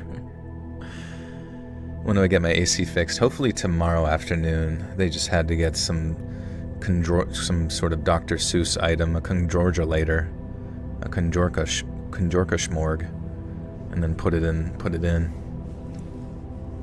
Get a whole month celebration. I'm jealous. I'm gonna get Thanksgiving. Apparently Thanksgiving this year is gay too, so it's called Pride Thanksgiving. They're actually, you can only have Thanksgiving if everybody wears no clothes. But that's what woke's doing, folks. Woke took Thanksgiving away from us just like that. It's no longer turkey, it's real homemade gravy, and prepare to get basted. Apartment or house? It's a house. Parents don't realize how imperative it is to lock in on relationships with their own kids. I mean, you could just tell, too, the dad was like this wealthy guy, you know what I mean? Like, I've seen so many men that are his age where he's like 40, 50, like had financial success, but is very superficial, is divorced. I mean, I don't want to speculate on that, but it's just like when your dad is just as preoccupied with getting vagina as like the son is, I just feel like it creates this weird, I don't know if it's a competitive energy between the two of them, but it's like, it's definitively not stable in, you know, in the subconscious eyes of the kid, male or female, you know what I mean? So there's something very clearly off there, and, you know, he's just trying to get his attention in any sort of way possible, which is just so sad to think. Like, it starts as a kid, and if it doesn't get corrected, it just like continues to perpetuate till they're in fucking jail. The dude whose whole personality is getting mad on the local Facebook group about the city spending their taxes on rainbow crosswalks. Yeah. They're sons of bitches. It's whatever.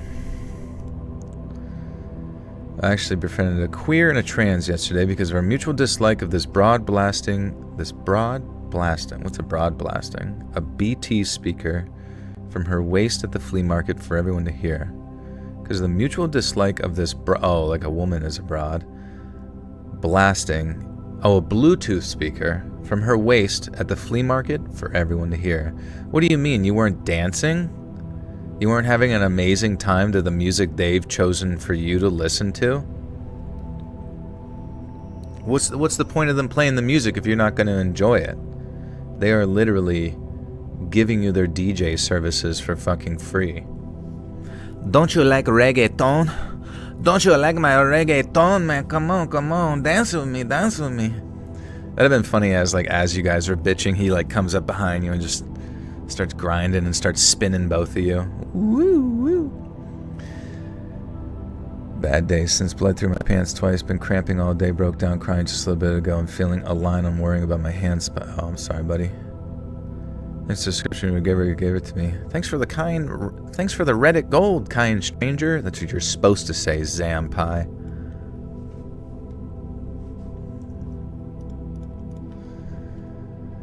Now, I'd seen quite a few beehives by that age, a couple of hornet nests too, but never one as gigantic as the one sitting in the crook of that...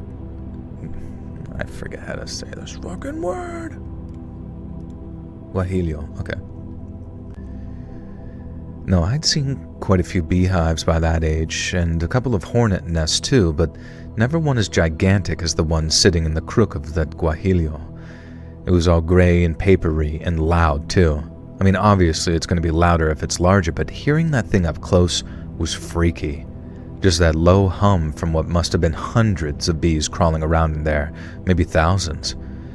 We crept a little closer, not scared, just kind of awestruck by the sheer size of it. I mean, you know bees, right? You don't bother them, but sometimes they don't bother you. Wasps or hornets would have been a different story, and we would have been up and out of there faster than you can spit. But since it was just plain old honeybees, we stop and look for a second thinking, damn, would you look at that? And them would have saved us a whole lot of trouble. Them would have saved us. Them would have saved us. That? What the hell? That? Where's my damn editors, bro? They're going to jail.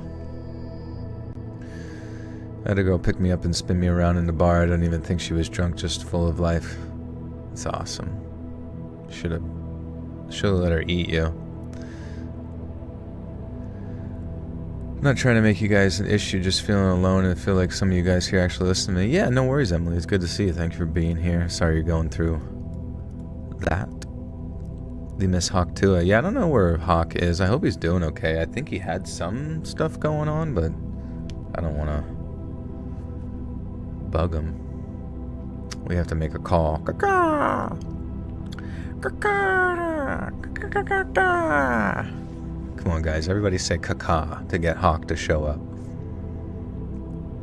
I don't do the gym thing. The girl's a gym rat. She'd probably beat me up if it came to hands. You don't do the gym thing, but your girlfriend does?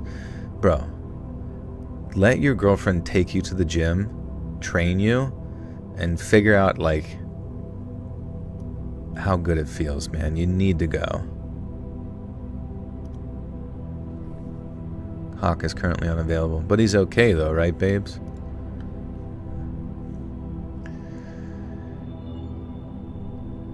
That would have saved us a whole lot of trouble if we had. Now the first is that Guajillo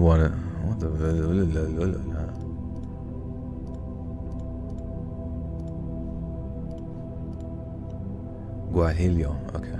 Hawk's doing good. Okay, that's good to hear. And the first is that the Guajillo's one of the bee's best friends out here in the brush, because it puts out those little blonde fuzzy flowers in early spring that the bees go crazy for.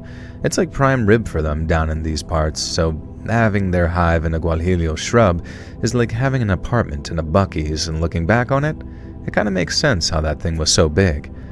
But then the second thing I didn't know, and this is the real kicker, is that these were no ordinary bees, no sir. But unfortunately for us, there was no way of knowing until it was way too late. And so we stood there, looking at the beehive, having gotten as close as we could stomach. And then as we're looking at it, one of the bees kind of flies out and buzzes near my buddy for a second before zooming back to the hive. Now, we didn't see it for what it was, because we still thought that we were looking at regular bees. But by then, one by one, more and more of the little things came buzzing through the air towards us, like they were checking us out. Now I'm thinking, don't move a muscle, Hank.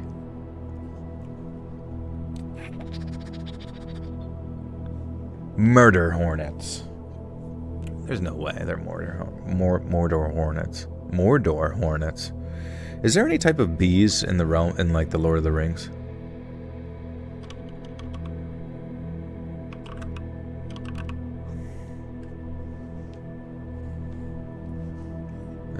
There's a racetrack I go to and the outfield is full of them in the summer. Oh, fuck. See, that's why you gotta go to the gym, so you can fight off the murder hornets.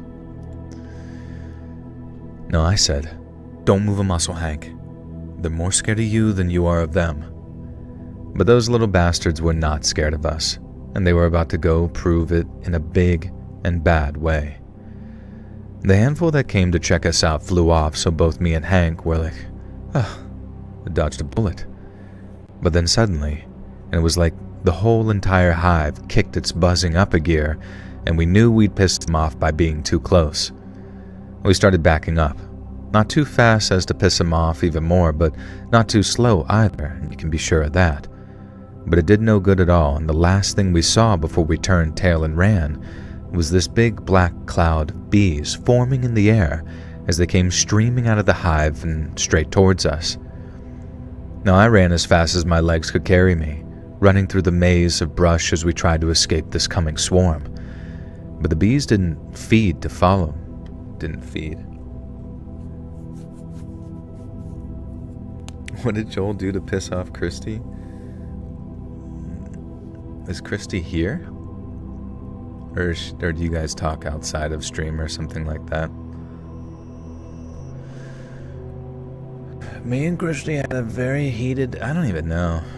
It's stupid. I don't even remember what it was about. If you see her, tell her we miss her. I gotta go get her back. I don't even remember what we remember. Yeah, it probably just existed. That's the thing. I mean, some people, whatever it was, I don't even remember. It's like that unimportant, you know what I mean? But some people like hear differing opinions and it's like their brain short circuits, you know? It's like they can't... It's whatever. I don't care. But the bees didn't need. Yes, they didn't need. Stupid politics.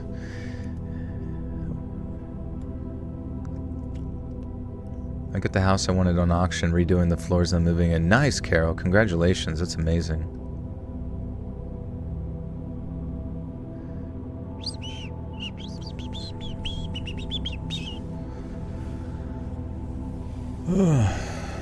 I don't know, man. Honestly, like, it's just weird. It's actually kind of strange to even think. Like, to have the energy, right? I've said this before, but just to have the energy to be really that angry about other people's perspectives to the extent... And honestly, I can only come to the conclusion... Like, sometimes I really do think that most people's minds are just, like, more beast than man, if that makes sense. Like we don't realize how incredibly close our psychology is to that of like a mouse, right? I mean, obviously there's all sorts of reasons they do testing on mice before, you know, besides just putting mice in a sock and slamming them against the table for whatever reason to see if they can drink Diet Pepsi. But like sometimes I think just the idea of like you can you know what I mean, like the, you know, like the Mouse-topia stuff, or convincing a mouse to eat its own young to get to like cheese, right? Or acting against like a mouse's own personal interest to have access to cheese. I feel like it's the same thing you can all, you know, do to humans as well. Like if a human, in a similar way to like a child, right? acts grouchy or upset or throws a tantrum because they hear something different, and then they get rewarded for it by either, what's a Karen get? A Karen, which is like kind of what we deal with in the more recent years, a Karen gets access to what? A Karen gets access to the manager. A Karen gets access to forced respect. A Karen sometimes gets access to legal systems. A Karen sometimes gets access to terms of services on social media websites that sometimes, like, you can actually breed those exact type of Karens within the social media space by basically deplatforming any, opposing perspectives and that kind of thing. So it's really in many ways like a Karen is sort of like a person that's been infected with the rage virus. And if you don't really do anything, if you're constantly like shooting your soldiers, right? You're shooting the people that are trying to keep the rage virus in check. It's just the rage virus is the only thing that's ever going to like proliferate everywhere, you know what I mean? And yeah, I mean, some people are just stuck, basically consumed by the rage virus, and you can sit there and try to talk them back in, hit them with a tranquilizer, get them back, but it's kind of like deconditioning someone's mind. As a friend of mine has pointed out, it's very similar to deconditioning someone's mind from being part of a cult. When you're in a cult, it's hypothetical, random cult that we'll say Scientology, since that's an easy one, unless they have some like wildly terrible traumatic experience there that makes them hate all of the community, if you were just to go to them and try to convince them to come and see your perspective, you're challenging their identity, you're challenging their acceptance within that group, you're challenging so many things in their brain that has been wired to receive a reward, so it can be very difficult even for adults who you think are going to be like mature, normal folks. Consumed by the rage virus at work, yeah. You just gotta jump on top of them and throw up blood on their face. That's what makes them feel big. Well, exactly. Like in the same way, like being part of like a religion can make some people psychologically feel really big, or being like the same thing with Reddit moderators, like Reddit moderators, Discord moderators, various people with essentially no power in real life can feel really important by getting little wins, dumb little wins on the internet because they got someone banned, or they got, someone deplatformed, or they intimidated somebody with like a group, by overwhelming them with like group intimidation and that kind of stuff. So yeah, they're literally like internet HOAs, you know what I mean? Am I mad at you, Justin? No, what'd you do? Actually, you know what? You haven't produced a good rant in a long time, Joe. Why are you neglecting me? What? I'm ranting right now. They can't find value in positivity or hobby. Skills have no exposure to love or positivity, so anger and violence is what makes them feel accomplished and proud. Yeah, and then they just wrap it in some sort of narrative that makes them feel like they're working towards something bigger, and that any deviation from trying to work towards their like end goal, which for, in a religious group, it might be rapture or the bringing about of the great prophet's message or something stupid. For them, it's like you're a danger to their end goal, and to be a danger to that end goal also, they need to wrap it in a moral thing to constantly feel good about themselves. So they say that you're the baddie, you're actually the do no gooder. I was listening to the Beatles to decompress. The Pretty Hate Machine. Yeah. Reddit helps for certain information, but God, for you try to interact with it. Yeah, don't ever talk to anybody on Reddit. Just go there to get information about Dark Souls from like 9 years ago, and then, or like say you have, you have poop leaking out of your ass. Just go there and ask them, figure that out and get the fuck out of there before they try to pull you in. Are you sure you don't want to join our community of over 150,000 fucking losers? Come on! Come on! It's fucking fun. It's fun never getting any vitamin D or a girlfriend or any general human interaction or even a shower. Fuck showers. Most Reddit's compromised by bots. Yeah, I do remember, like, was it Tencent that spent like $10 million years and years ago? Does a Pisces get on with a Leo? I'm one of those people that think everybody in astrology should just have a big orgy, and it's gonna be totally fine. Like when you try to help someone and they tell you off instead of building a bridge connection over their ego. Yeah, it's quite strange. I mean, to be told that you're wrong, it's a very difficult thing to deal with. You know what I mean? It's a humbling experience, and sometimes you gotta just gotta do it. I feel like Redditors immediately think about posting their every minor inconvenience. That's true, especially like all the posts that we hear on like, "Am I the asshole?" Some of the most cringe shit I've ever read. Am I the asshole for asking my girlfriend's bowl to slow down when I'm sitting in my cuck chair? Like, I feel like when he goes too fast, I can't even climax. When it's been so long, that actually would be hilarious. Like, a Redditor stays in their house so long that the grass grows into their room and touches them. Are you going to come outside? Come on, fucking loser. I asked Reddit for a specific PS Vita problem. I searched for hours on a similar topic, no results. I got berated for even fucking asking this forum. Like, we can see who the newbie is around here. I'll fucking kill you. That's all they said. The moderator says, you're banned. Like, no explanation within 3 seconds, and it says, would you like to know the reason why? You click it and it says, I'll fucking chop your head off with shears. With a little pair of safety scissors. Admitting when you're wrong is one of the biggest signs of growth, and it's hard to do even when you are open-minded. Subliminal thinking affects us all, no matter how open-minded.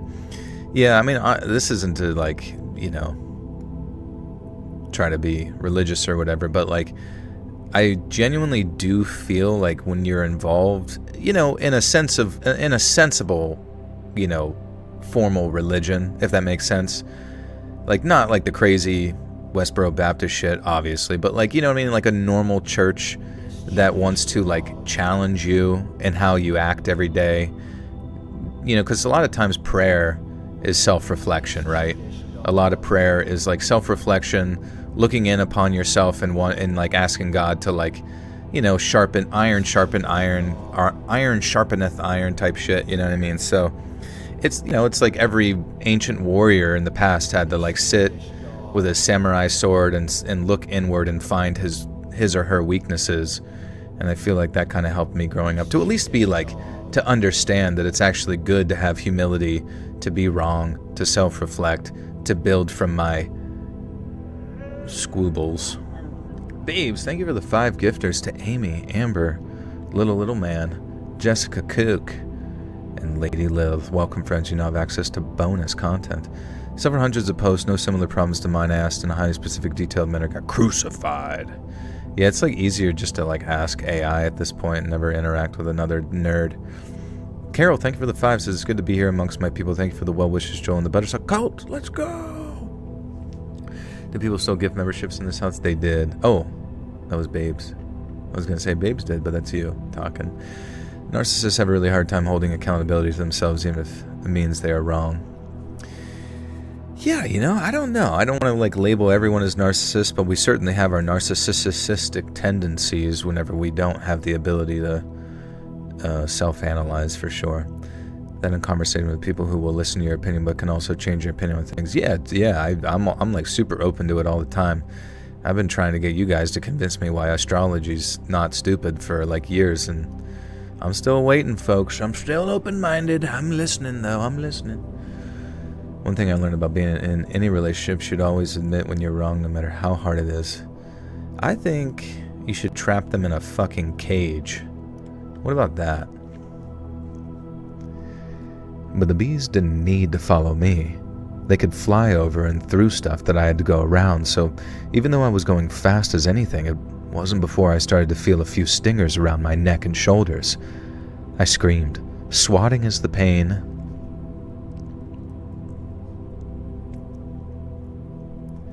I screamed, swatting at the pain as I ran, but it did no good, and almost all the bees that caught up with me managed to stick their stingers someplace, either in the back of my neck or my shoulder where my vest didn't cover.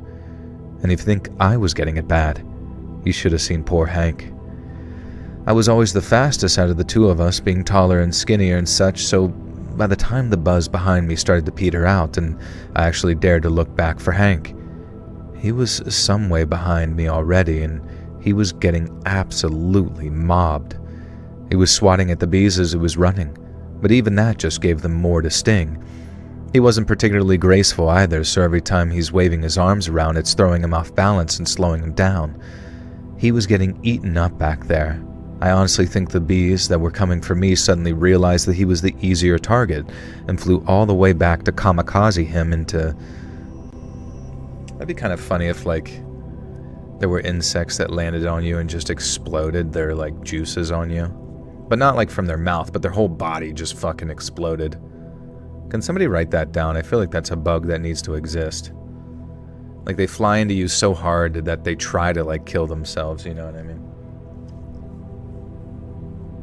We have told you so much about astrology. Naturator, I'm not trying to argue right now, but genuinely, I feel like not a single person in this chat has ever actually attempted to explain astrology to me. They just say, like, bro, trust me, space numbers and fucking universities and shit, and then that's it. And then then I get death threats in my DMs. The concepts they use to determine we are orbiting in the solar system, existing on a fucking spinning rock that just so happens to be perfectly situated to keep and nurture intelligent life. Every time I hear astrology, I think of the scene, the Pirates in the Caribbean scene, when she tells them that she is a horologist. The tides that shape the world weather. How does a strawberry taste scary? Well, you have to understand, like, you're asking me to, like, explain... You're asking me to explain why I don't believe it, or why I'm not into it. But that's like asking someone to, like, explain to you why they're not into, like, Star Wars when they've never watched it. You know what I mean?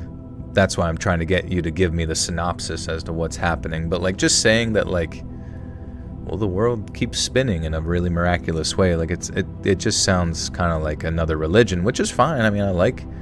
Everybody can have whatever religion they want, but to sit there and pretend that astrology is not some arbitrary list of beliefs similar to any other one, I mean, maybe it's more appealing because it's like more ambiguous, and you can kind of just do your own thing.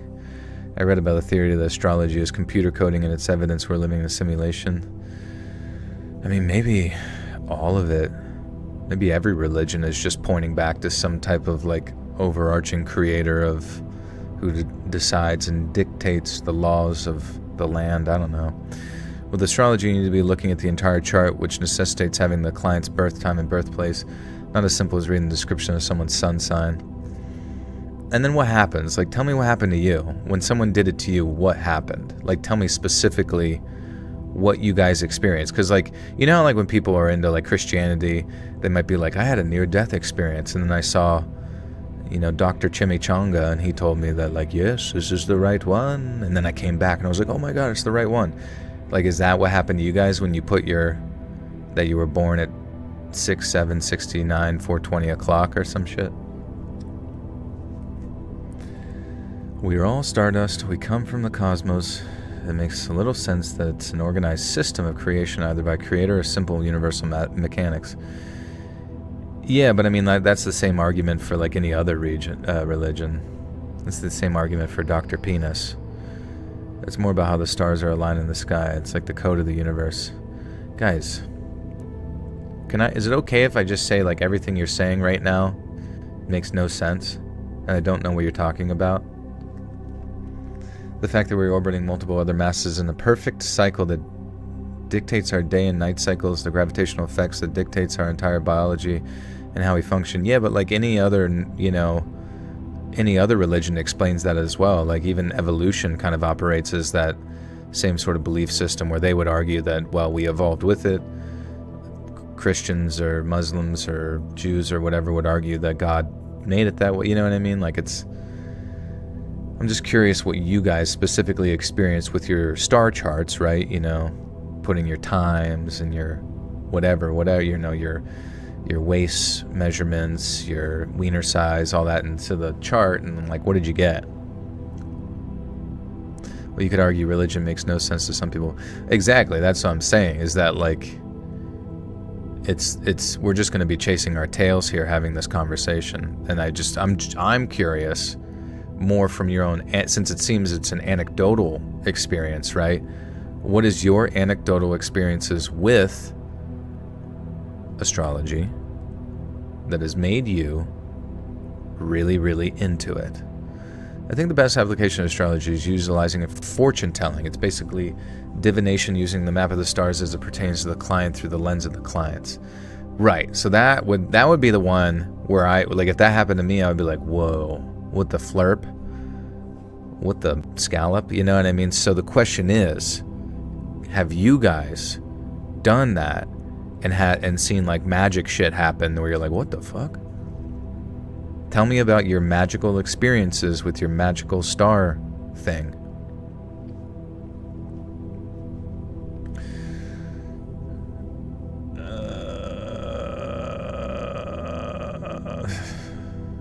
Hot dog is a taco. Yeah, that's pretty much. That's what I'm going to put in my PhD thesis about astrology. He was getting eaten up back there. Like I genuinely think the bees were coming for me, but suddenly realizing that he was the easier target, and flew all the way back to kamikaze into him in one final screw you before they died. Now I was yelling, come on Hank, run! Stop trying to hit him and just run! But it was like the more they stung him, the slower he got. And he ended up snapping a branch off of...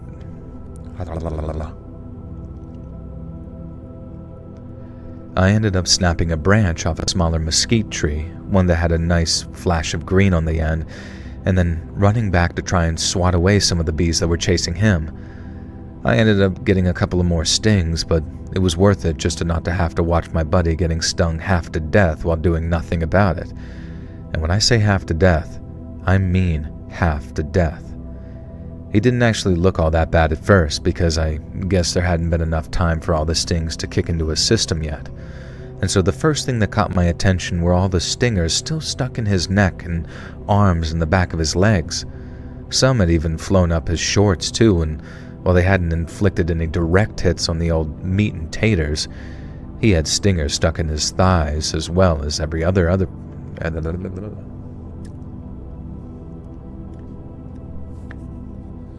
used to play with it and only found it as a distraction. Now if you meet people who are really into it, I won't tell them my sign.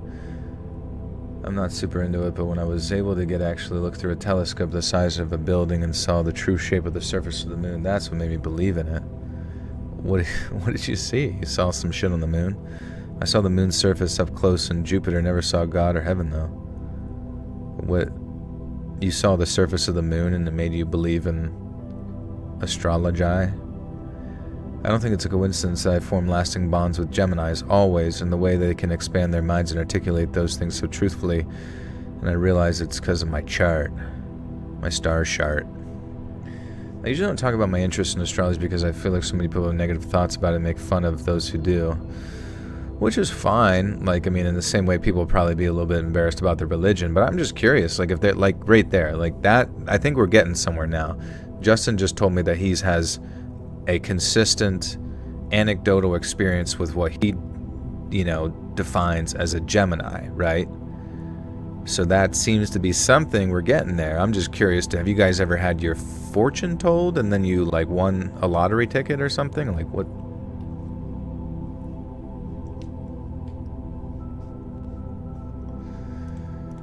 Or does it just tell you who like you would really have good sex with?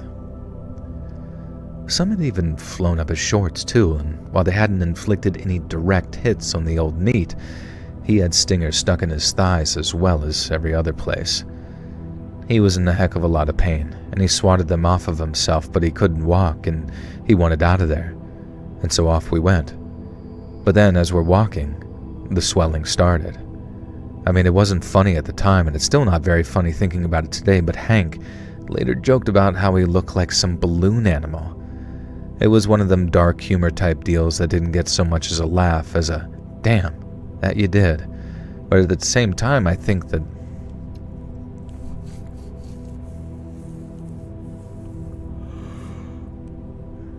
it was one of those dark humor type deals that didn't get so much as a laugh as the damn type reaction, but at the same time, I think that that might be one of the most accurate descriptions possible.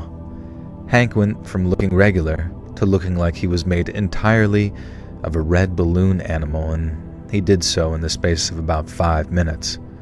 His face and eyelids swelled up into these tiny little slits, so bad he could barely see, and then his skin turned as red as a beet, but with these tiny little white stinger marks interspersed and welts popping up everywhere that he'd been stung. I remember being on the verge of telling him how bad it looked. Not to rub it in or anything, more to say almost like, I think we're gonna need a priest if we don't get you to a freaking hospital soon. But Hank didn't need telling. He knew. He started to pant as we walked, making these wheezing sounds as his throat started to close over. He kept saying how bad it burned too, how it felt like his whole body was on fire and how he needed Jesus to help him. And that last part was more of a reflexive thing, saying, Lord help me, Jesus help me. But I never heard a Hank talk like that before. Like he had one of God's hands on him already, and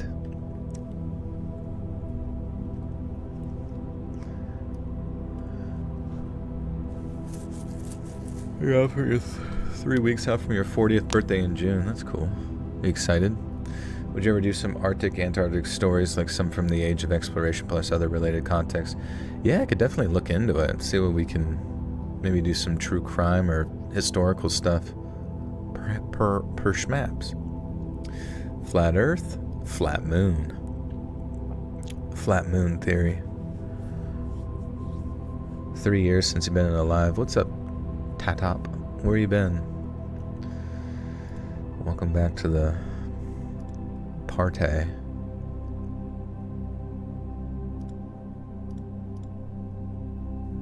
Is my birthday coming up? Yeah, on June 4th.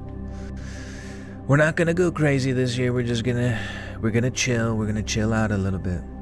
My point is that it's just fascinating that we have traveled to space and the things that are out there and how many things have aligned perfectly to create this human society, not fortune telling. Oh yeah, I mean, I totally agree. How old am I gonna be? I'm gonna be 36. Pretty cool.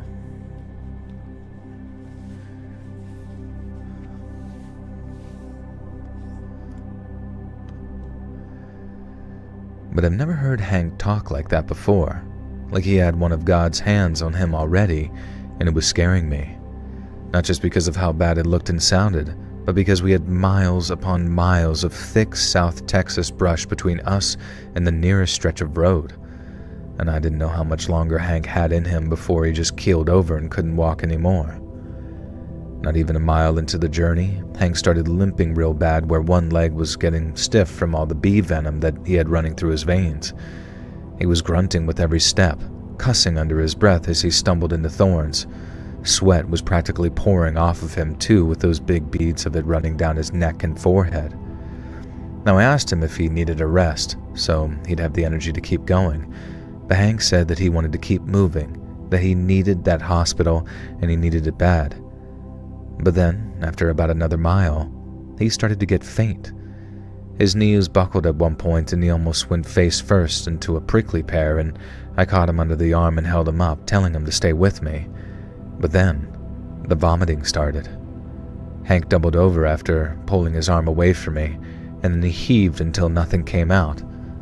I thought he was done because he kinda got up on one knee, but then the heaving started all over again, very dry this time.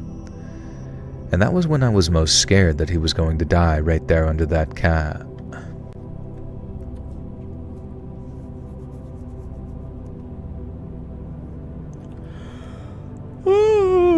One time I overslept a final exam in college and I made my dad write me a doctor's note to excuse me. I mean, normally colleges don't even accept that. They're like very stringent, but I mean, if it worked, it worked. You're leaving the bar. Oh yeah, be careful, bro. What's up, JKJKL567? How goes it?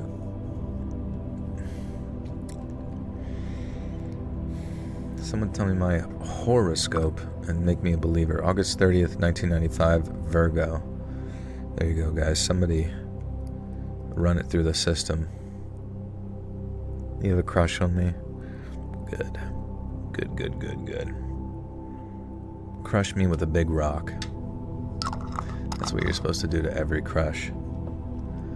Sit at the top of a cliffside like Wile E. Coyote and launch a giant rock onto their head.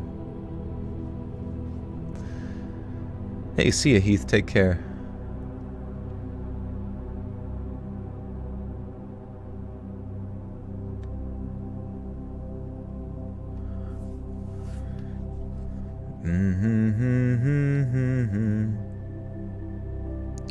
What time is it?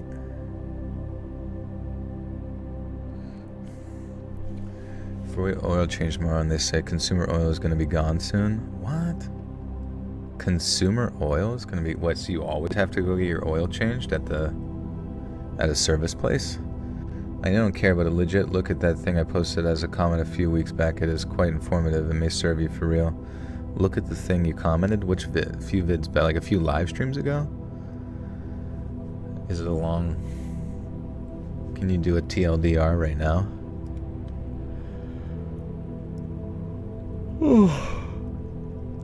That was when I was most scared he was going to die. Right there under that tree. They called them... No. That was when I was most scared he was going to die. Right there under that cat claw. They call them wait a minute bushes too because they give a nice patch of shade, but we didn't have a minute. We kept on going, but Hank's breathing got shallower and he started shaking like a leaf, almost dragging that stiff leg of his behind him. We'd walk 20 yards, stop so he could puke or lean on some tree, and then push on again. Now I kept telling him that he didn't have much further to go, even though I knew it was a lie. And I said just about anything and everything to keep him going, to keep his mind focused too, anything so he wouldn't just straight keel over and pass out. I had to support him the last part of the way, and that felt like it went on forever. But after all that heat and dust and those goddamn thorns, with Jake getting weaker by the minute, we finally broke through the brush and spotted the highway ahead of us. Since I figured it was safe to let Hank lay down, I tried telling him that he could stop and finally rest some, but he didn't need to be told. He went down like some sack of potatoes the second he realized that it was asphalt ahead of him and not just some more scrub. And then I ran in the middle of that road and started waving at any approaching truck. This old boy in a diesel dually slammed on the brakes, took one look at Hank, then jumped out to help me get him into the back seat. And after that, we hauled out.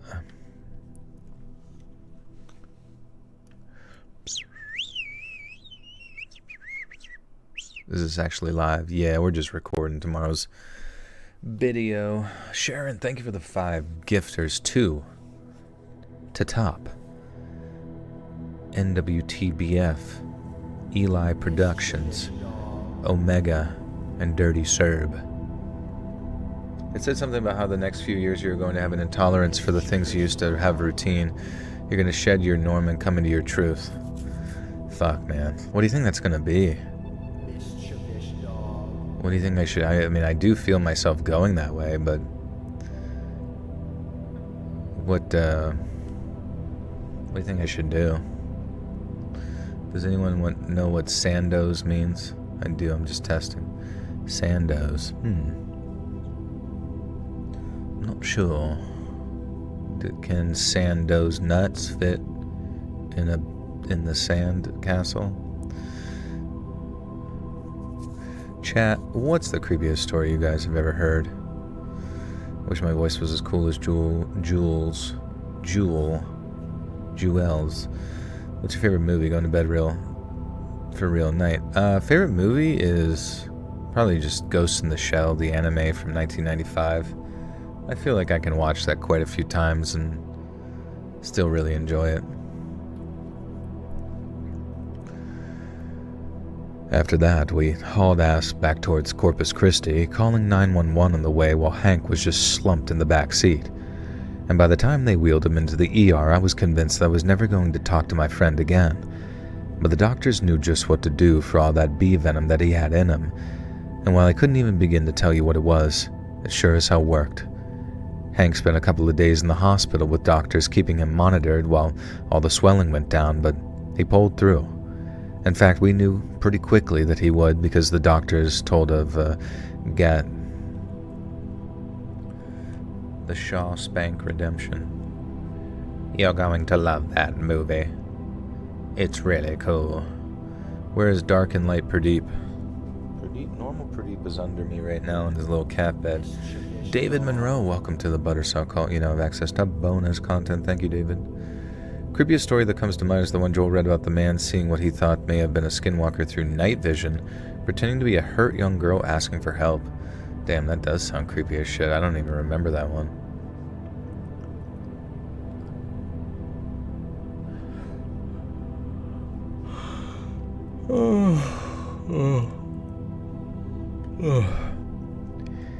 In fact, we knew pretty quickly that he would, because the doctors told a gathering of me and his family that we'd gotten him to the hospital pretty much just in time, and they could get to treating him before all that bee venom started damaging his liver or kidneys.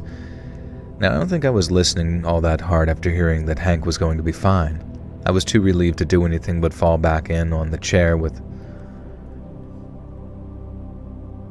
Hey, Nasty Nate, what's up, dude? No. I don't think I was listening all that hard after hearing that Hank was going to be fine. I was too relieved to do anything but fall back on a chair with my head in my hands while holding back tears of relief. I had to doubly hold them back when Hank's mom started hugging me and saying that I saved her son's life. I don't know if I agree with that, but she sure made it seem that way at the time, and even Hank's dad was rolling a few silent tears at the news that his son was going to pull through. In the end, the only question that was left was, why the heck did those bees act so aggressive? And to that question, there was a very clear answer.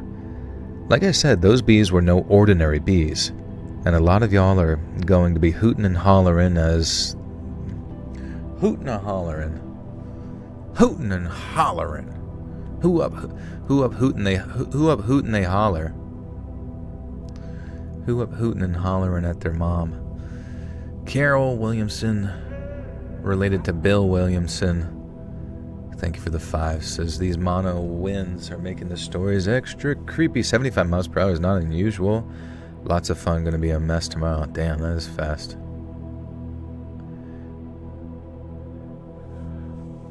Fire provides warmth and light. It also destroys and consumes relentlessly. Find the balance.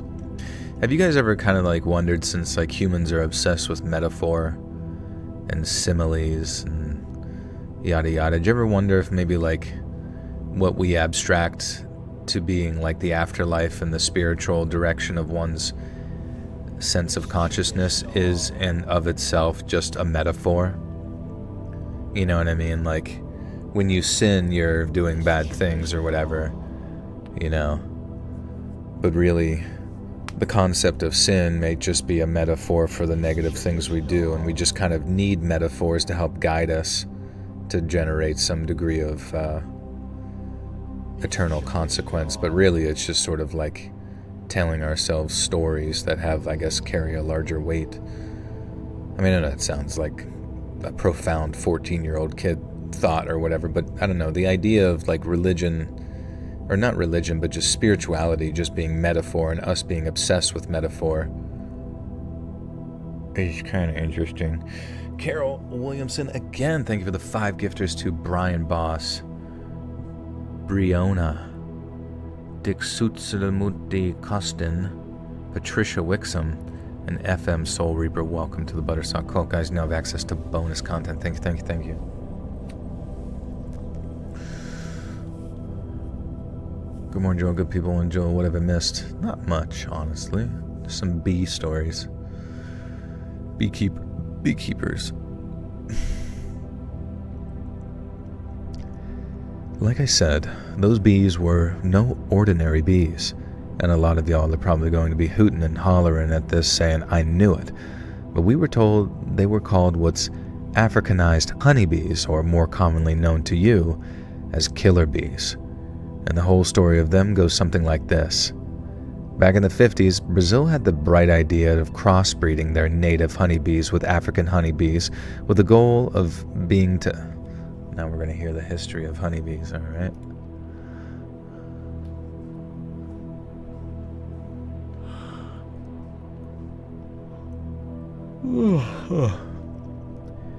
Back in the 50s, Brazil had the bright idea of crossbreeding their native honeybees with African honeybees, with the goal being... You know what's so crazy? Is like if you sit there and think about the cascade effect of accelerating, I guess, atoms or particles or whatever. Is it maybe hydrogen? You know, like whenever you take a stick and you put it, you like make a fire by like spinning it and creating enough friction that it creates fire. It's kind of interesting to think that you just continuously do that with, like, we have basically just continuously upped the ante in regards to the acceleration of those kind of processes. You know, like when you think about, obviously, explosions, bombs, whatever, but even the idea of like the Large Hadron Collider, where we're basically just like spinning a stick as fast as possible to get particles to do things that we never can even imagine possible. I mean, they talk about it opening a portal, but I mean, if you really think about it, like maybe in a strange way, that's like what a fire is. Like you accelerate particles to such an extent that it draws energy from some sort of external source and then begins the cascade of activating all the other particles to catch, you know, fire. And maybe that's what we're doing there, is just accelerating things so far to just like pull stuff from another universe. Anyways, my horoscope just told me that I'd be gifted a membership to my favorite YouTube storyteller today, yet here I sit with no membership to Creepcast. Sad. Exactly. Life is not fair. The only thing we know about life is that astrology is always right. Or I guess in this case, wrong. Hey Joe, how much of your YouTube success was finding the right niche versus consistency? Like, do you think you could build back up where you are now if you were just consistent for long enough, or no?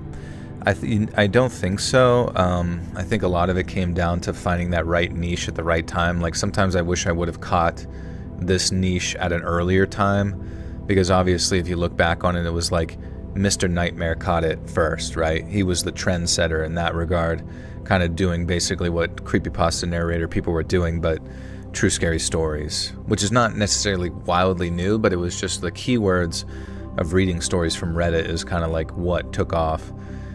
And then all the subsequent people that kind of followed along with him, like Yearmaker and Corpse Husband and Bee Busta and Lazy Masquerade, and myself came in like a second wave, but it was still like the fire was like hot enough to like catch. And so I think that's kind of like where people find most of their success within YouTube. They tend to find what their niche is, and then basically hit it while it's hot, you know. I would take a baseball to the tits for Mr. Nightmare. Hell yeah.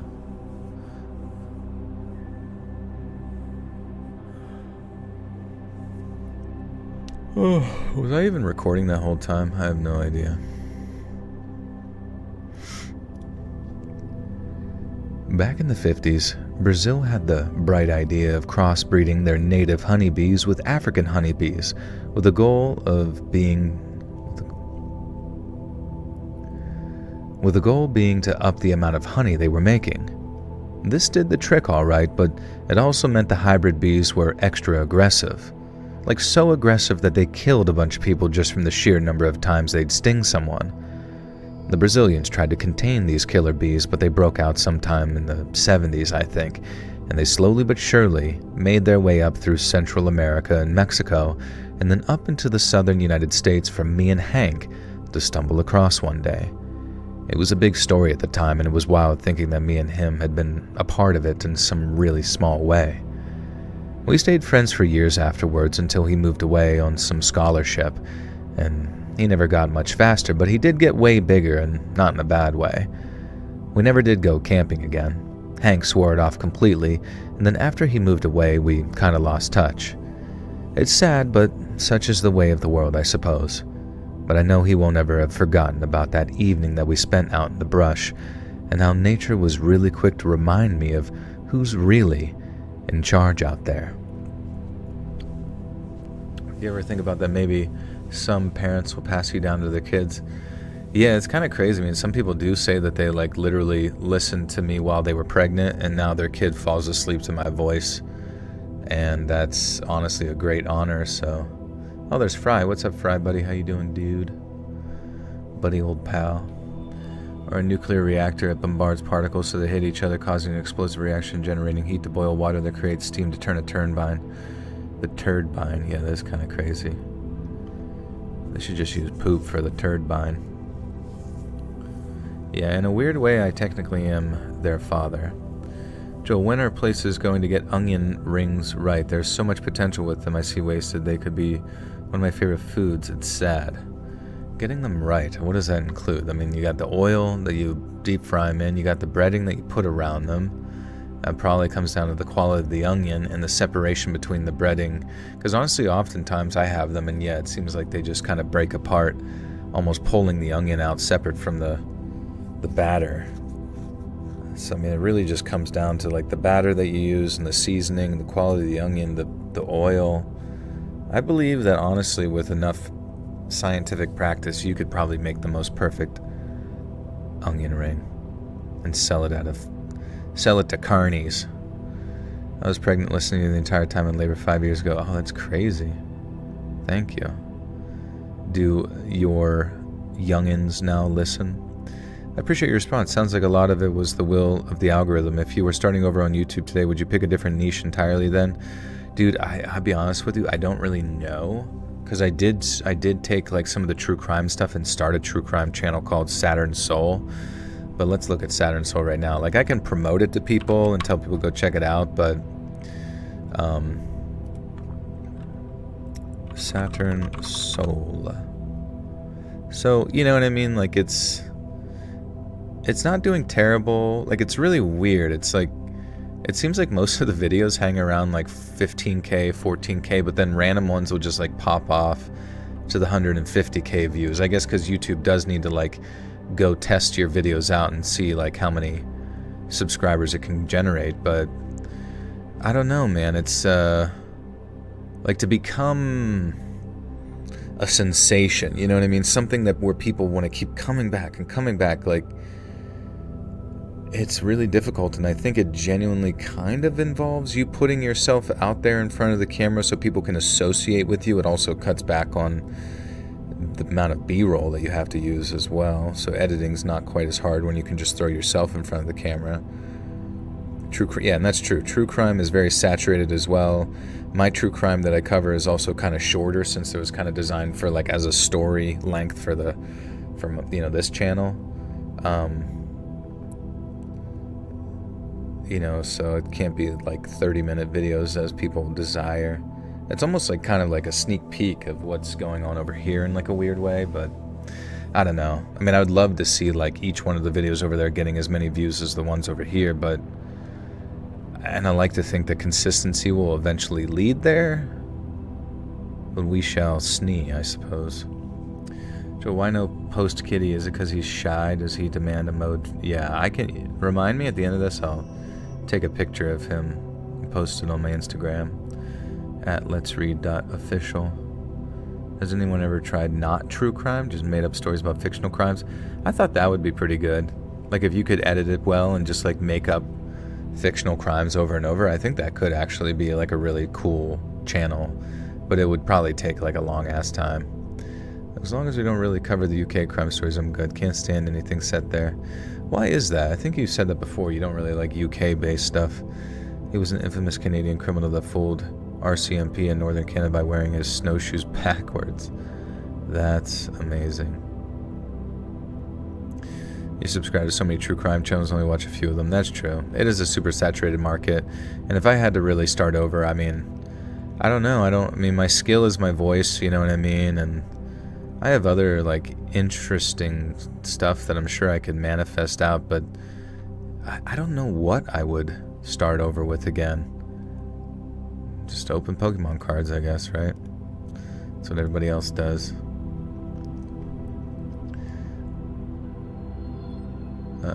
Where was that? Oh, that's right. Was that only story 3? Damn. I might only have time for like one more story because I gotta go to bed. Manifesting. How come everybody's always manifesting and not women festing? Or just festering in general? I think I just made up my own niche. See y'all when I hit 100k subs. Yeah, what are you gonna do? Smut, classy smut. And then I ate peanut butter out of his belly button. The gift of gab is a powerful tool, which is really funny because like I can sit here and chat with you guys forever, right? Not extraordinarily well, like some like, you know, top comedian podcasts I've heard or anything like that. Like I'm not, like I'll never, you know what I mean? I'm never going to be like a Tim Dillon or like a Sam Hyde or Nick Rochefort type thing. I'm never going to be any of those very funny guys, but I can go for a decent bit. But then, you know, in real life, it just doesn't exist, you know what I mean? Like I have one friend who can just go up and befriend every possible person. It's insane. I just don't, like I can if they're going to allow me in to their existence, but it is difficult to do. I picture in my head is that's funny. I wear a Pradeep on top of my head.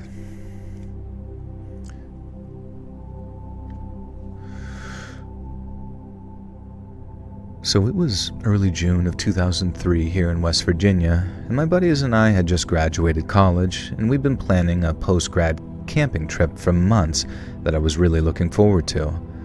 So that was me and my 3 buddies, Bobby, Mike, and Josh. And since we'd been camping together before, we figured a few nights out in the woods wouldn't be a problem.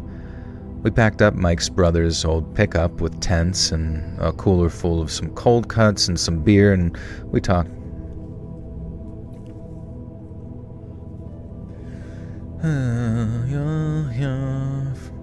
Let's read friend of the show. We wish them well.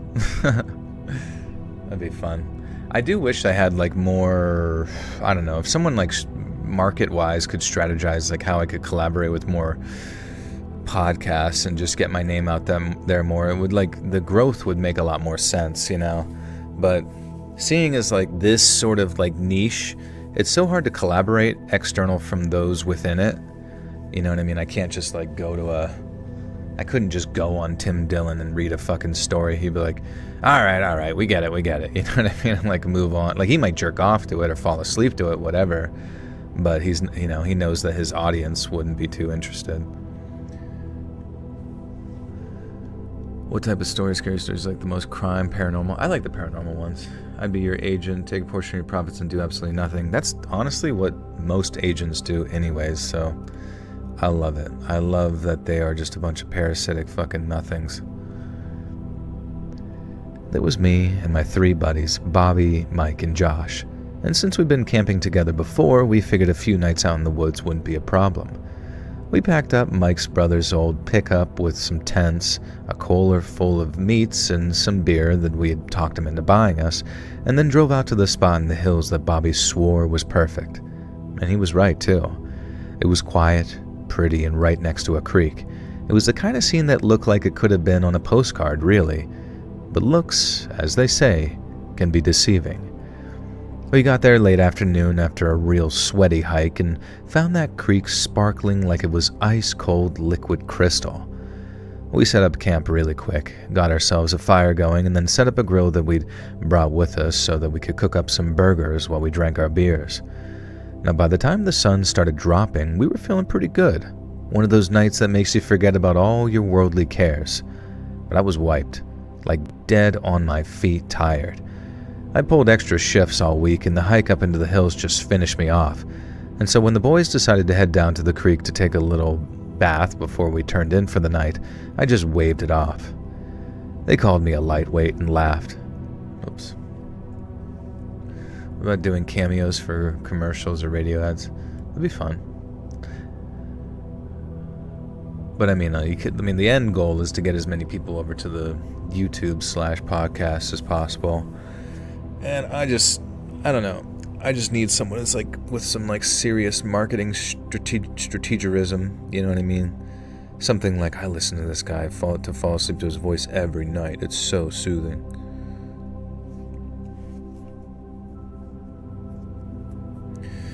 Joel's voice would do great in a story-driven video game. I mean, it'd be so sick. Honestly, video game, anime, or like a reoccurring... Like, if I had like a reoccurring character on like a One Piece style anime just forever,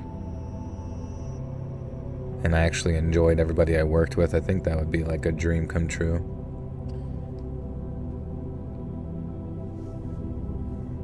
Silent Hill style game, Enigma, yeah. You have a marketing degree, BCom, gonna email you. Okay, yeah, I mean, I'm okay to hearing it. If I don't respond, I apologize, but I have some ideas on how you could get a target audience to your videos. Okay. They called me a lightweight and laughed, and then took off down the little path towards the creek. I could hear them yelling and carrying on like kids, and it sounded like they were having a blast. But I just leaned back into my camp chair, cracked another beer, and watched the fire as the woods got darker.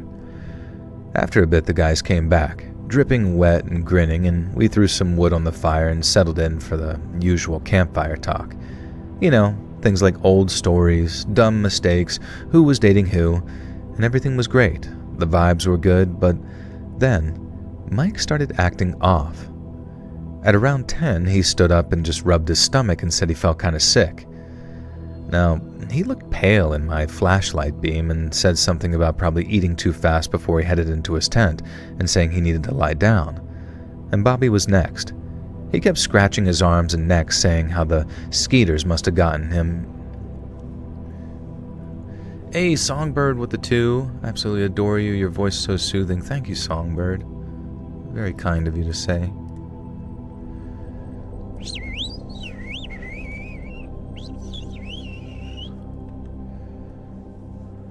You have a marketing degree you never use.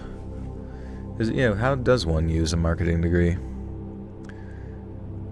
You should be a sleep guru and then promote your videos. Yeah, do those exist, sleep gurus? There's a new Dragon Ball series coming out. You could be the voice of one of the villains. I'd love that, man.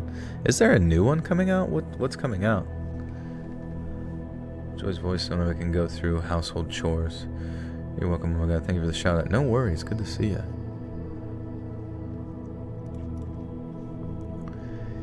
He kept scratching his arms and neck, saying how the skeeters must have eaten him alive down at the creek.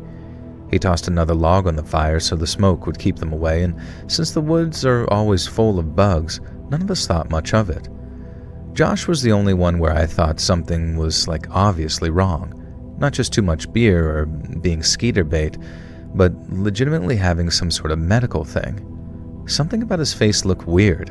A little puffy, like he'd been stung or something. When I asked him, though, he just shrugged and suggested that he was a little allergic to something. He felt fine, so he wasn't worried. Now, he kept talking for another half hour, but by that point, the energy was dying down. Josh crawled into his tent, and I stayed up a little longer staring at the coals, and then finally laid down on my sleeping bag to catch some Z's. Now that night I slept like a baby. No tossing or turning, no dreams I can remember. I was just completely exhausted. And so all I really remember is lying there listening to the crickets and then waking up to the sound of someone vomiting. And hard, too, like they were trying to puke their guts up. Now I sat up fast, head still kind of foggy as I unzipped the tent. And then, what I saw made my stomach drop. Mike was on his knees by a tree, making all the puking sounds that I'd heard, while Bobby was sitting groaning against a log with his arms and face covered in ugly red blotches.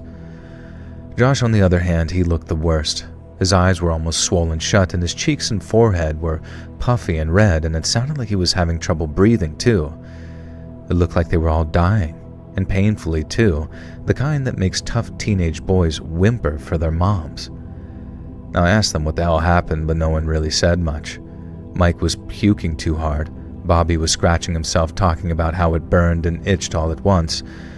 And then there was Josh, wheezing while talking about not being able to see. And all three were just begging for my help. And the first thing I thought to do was grab water. Stuff for Mike and Bobby to drink, and stuff for maybe poor...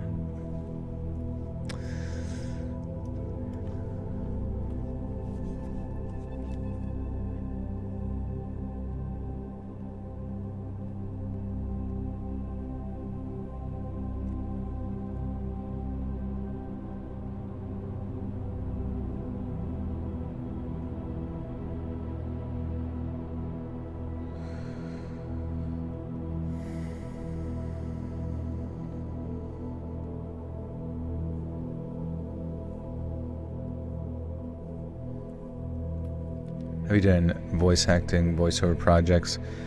I have like a little reel on. I can link my reel. It's just like made up stuff. It's not like actual projects or anything. I mean like that. But you know, I've done some things. I've helped with like the No Sleep podcasts and that kind of thing. But I've never really gotten to get into like an actual like proper like, you know, distributed on TV or something like that. It'd be sick. I just have no idea how to make it happen. I was really honestly sad like when I was like offered a connection with like an agency more recently, like a larger agency, but they were only interested in the podcast side of things. And basically the only thing they wanted to do was get me to sign so they could just like perpetually take 10% of everything forever, while seemingly up until that point not having gotten me anything that I actually wanted them to get me, you know what I mean, as far as like jobs and stuff. So, and then also advising me, they were also pretty consistently advising me to like sign other contracts that made no sense contractually, and it all just felt very parasitic. It felt very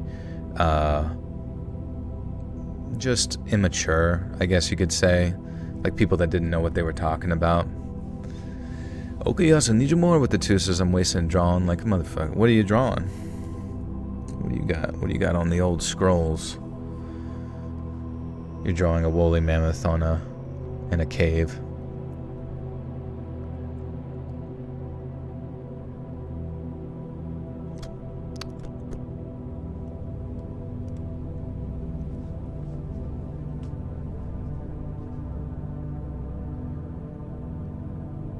It's 76 degrees in my house. I'm burning alive. What temperature would you say is hot? Also, the company.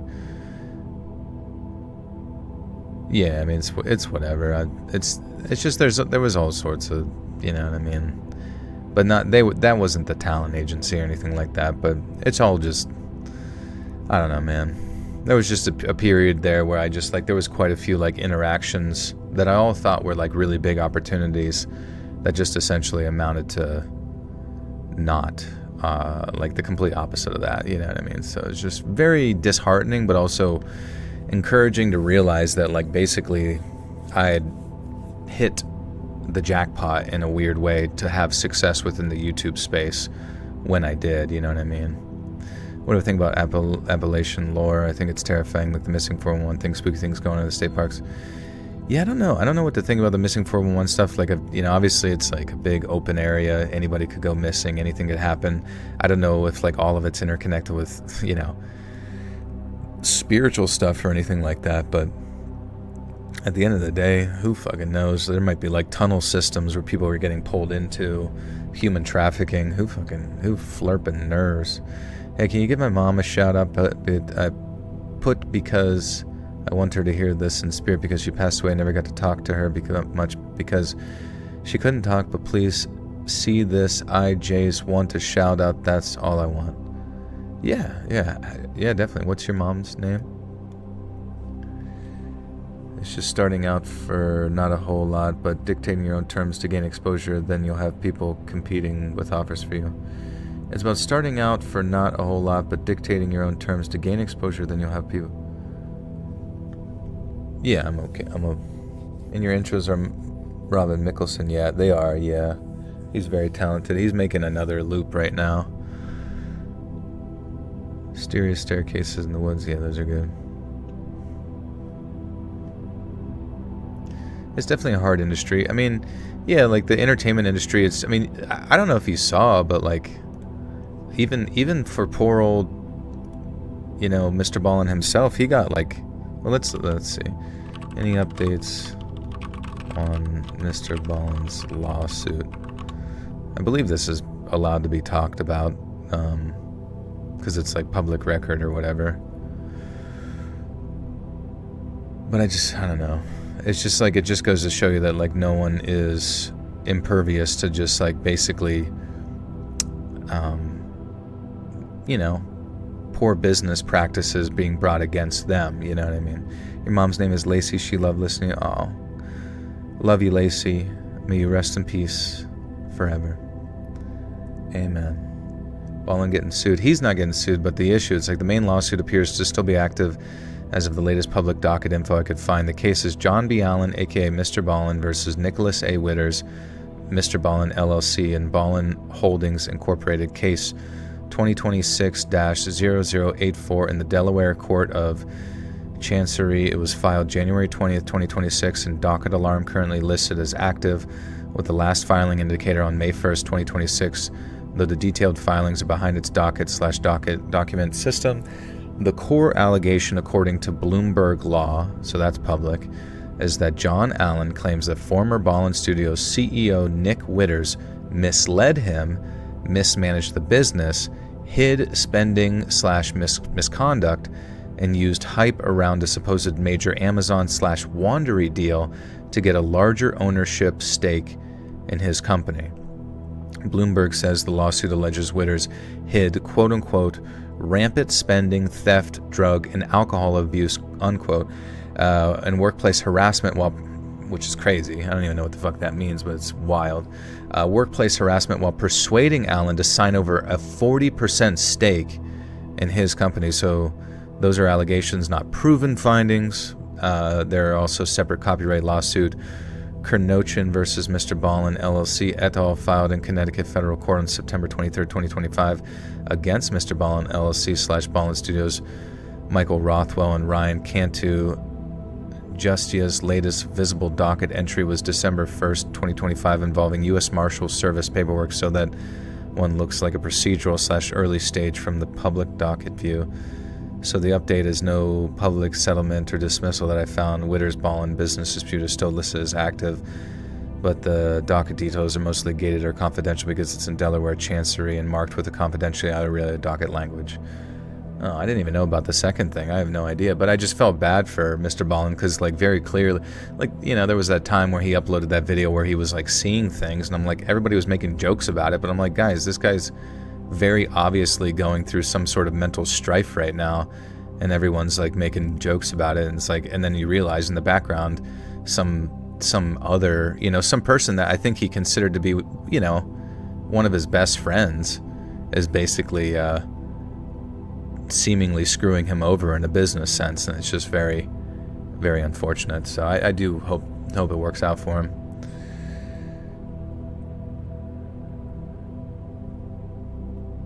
Workplace harassment, how much staff does... I mean, it's hard to speculate on what it could be. Hypothetically, it could be like, if they're both military dudes, I mean, maybe Witters, maybe. I have no idea if it's legit, but he may have said something in a sort of certain tone that can be utilized in court to strengthen said, arguments in favor. Who knows?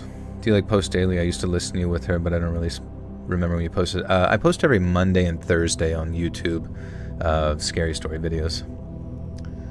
Can't we all just get along? Well, the thing is, everybody can get along until, there's 40% of your multi-million-dollar business at stake, right? You know what I mean? And at which point, who knows? I'm sure maybe they're still actually friends, because I could actually see, like, Mr. Ballin being like, I had to sue him. I got to do what I got to do. And, that's what it is. It's just business at the end of the day. Okay, which story were we on? I don't even fucking remember this shit.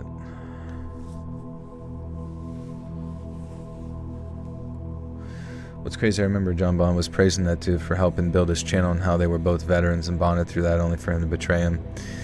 Yeah, I guess we don't know the full extent of everything, but I mean, I'm sure if like there was a deal with like Wandery or Amazon that like fell through, then I'm sure in many ways he's like low-key trying to like save on all, because I mean, like it sounded like he was like touring, he was missing out on uploads because there was a period of time I think he was uploading a lot of like repeats, which, you know, seemed to frustrate a lot of people.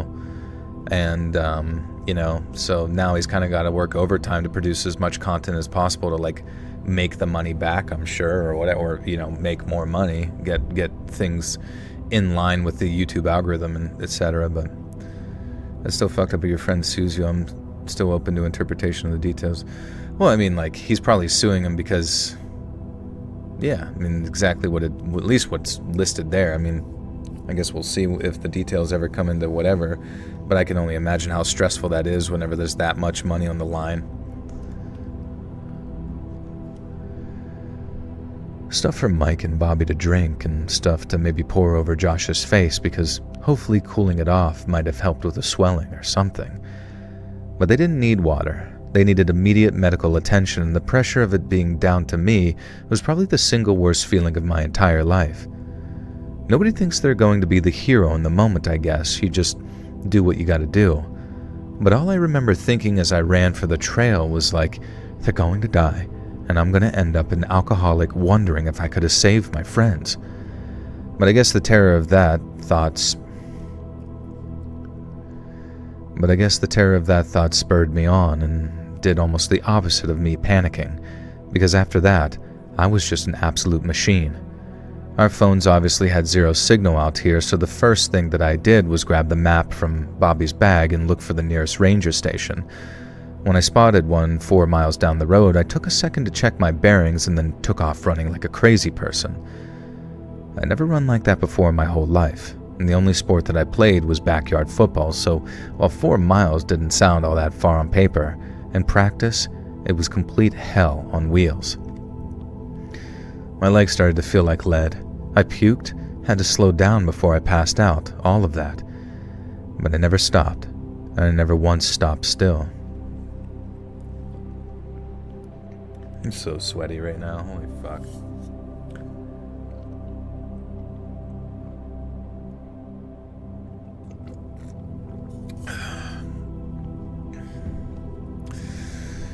Oh man.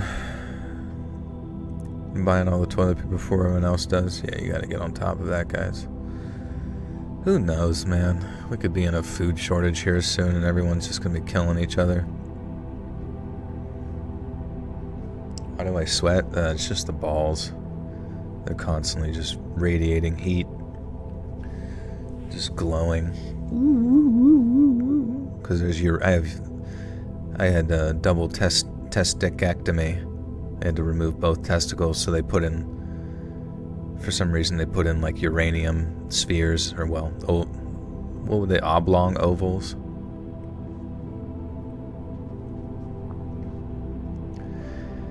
But I never stopped. I never once stopped still. And those 3 miles felt like it could have been 300, and I lost count of the number of times I tripped and almost fell. But when I finally burst through those trees and saw the ranger station, I almost cried with joy and relief. After I banged on the door as hard as I could, the ranger on duty, a guy named Daryl, came to the door, angry as hell, asking what all the issue... Oblate spheroid. They gave me some oblate spheroid uranium balls. After I banged on the door as hard as I could, the ranger on duty, a guy named Daryl, came to the door angry as hell, asking what all the fuss was about. He took one look at me and got a serious... Next big war is going to be over fresh water. It is kind of insane, like, the amount of water that's used for all the data centers. I swear to God, it's like specifically used to like every operation, every like weird military operation seems like it has like so many different purposes to it, all falling at once, and that's why I find it so like brilliant. A part of me sometimes kind of like wishes that I worked in like clandestine operations, but I mean, building all those data centers just to like mine all of our,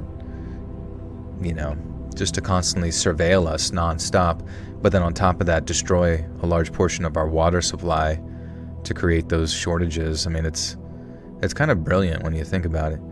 You want to build a PC, good fucking luck. You can't buy a CPU, GF card, RAM, etc. Yeah, I was fortunate to build one recently, but the shitty thing is that it really seems like the end goal is to make shit so expensive that eventually their alternative is that you'll just connect to the cloud. You'll have like some small CPU or some bullshit that connects to the cloud of Microsoft or whatever, so like nothing you ever type on your computer is ever private. Like you're never not going to be surveilled. Everything will be known all the time.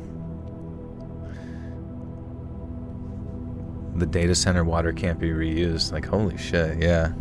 So it's not even going to create like a big cloud above the place like Rain World. Remember the Rain? Have you guys played the game Rain World? In Rain World, they build these like giant, colossal, city-sized AIs that just like try to figure out the problem of how to like break free of the simulation, basically, or break free of reincarnation. And these AI are just like thinking forever, but they create so much steam from like the water they use that they end up creating massive clouds up in the sky that create massive rain that basically creates torrential downpours and flooding. Which would be cool if that's what happened. He took one look at me and got serious real quick. I told him everything about my buddies and the weird symptoms they had, and he relayed all directly to county dispatch. Now, within maybe 20 minutes of my arriving there, a couple of ATVs showed up with paramedics, and we raced back to where we were camped. When we got there, the guys were in even worse shape, but the medics moved fast. They had IVs, oxygen, and other stuff all ready to go, and then after wrapping them up and loading them onto the ATVs, they disappeared off down the trail. They airlifted them from a clearing near the station while me and Darrow followed in the ranger's truck all the way to the hospital in the nearest town. The whole drive, Roy kept asking questions about what we did, what we touched. What was his name? Was Darrow? Was it?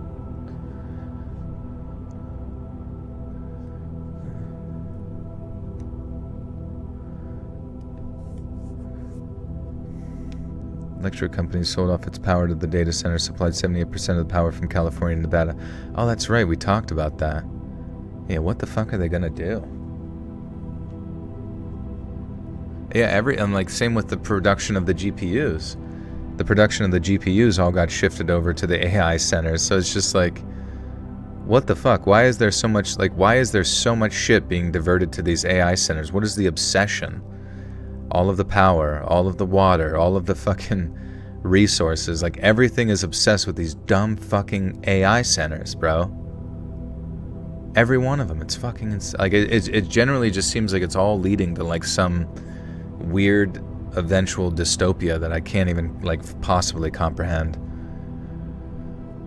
The whole drive, they kept asking me questions about what we did, what we touched, oh my god. The whole drive, they kept asking questions about what we did, what we touched, and when I mentioned the creek, his face got tight, and then he said how they'd had problems up there a couple of times before. I asked him what kind of problems, but he said it was best to wait for whatever the doctor said. At the hospital, I sat in the waiting room covered in dirt and sweat, feeling useless for hours and hours, until finally a doctor came out and explained what had happened. It was chemical burns. Severe poisoning from something dumped in the creek that the boys had washed in. Now, he said there was probably industrial solvents. They're downstream from an AI center.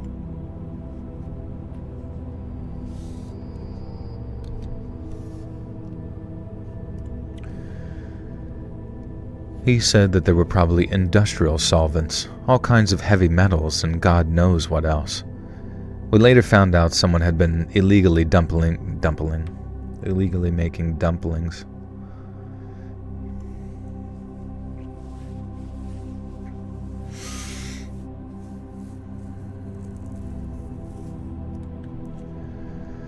We later found out someone had been illegally dumping waste upstream, probably for about a year for the water to get that bad. The water looked fine, but it was poison, and my friends had done just about everything but go swimming right in it. They'd splashed around it, drank a bunch, and then let it get in their eyes, and that's why it hit them so hard, while I was completely unaffected. All 3 of my friends pulled through, thank God, but not without side effects. Mike still gets stomach issues.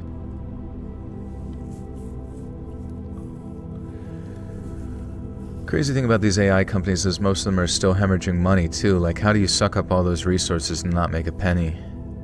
I know, that's what I'm saying. Like, it all just seems like it's like wartime, spending. You know what I mean? Like, all of it's like you got to do exactly what you got to do for like an end goal to end all end goals, if that makes sense. Like, there's no real desire to like actually make any sort of profit from it. It's just to like create the thing as fast as humanly possible, without regard for like there's incentives there for all of the pieces involved, but at the same time there's no incentives to like I guess make any sort of profit. It's just that they have, like, it's very clearly that everything just seems to be like centralized within those AI companies solely to like there's also going to be that huge AI bubble here soon, which then will just centralize things more to the Pentagon anyways, right? And then they're going to have all the information directly sorted, controlled and centralized right to the government. Oh, boy. It's fucking annoying, man. Why do they hate us so much, bro? Everything they do is just fucking lame, man. Just fucking lame. Yeah, and they give us AI to kill our critical thinking. Nobody even, like, writes a paper anymore. I mean, when's the last time? I don't even know. The military is the one picking where these are being built. See, that's even stranger. We are slaves. I'm planning to travel the country and see all the beauty in nature before it's destroyed by the... Yeah, you gotta move quick, it seems like. Fuck, dude.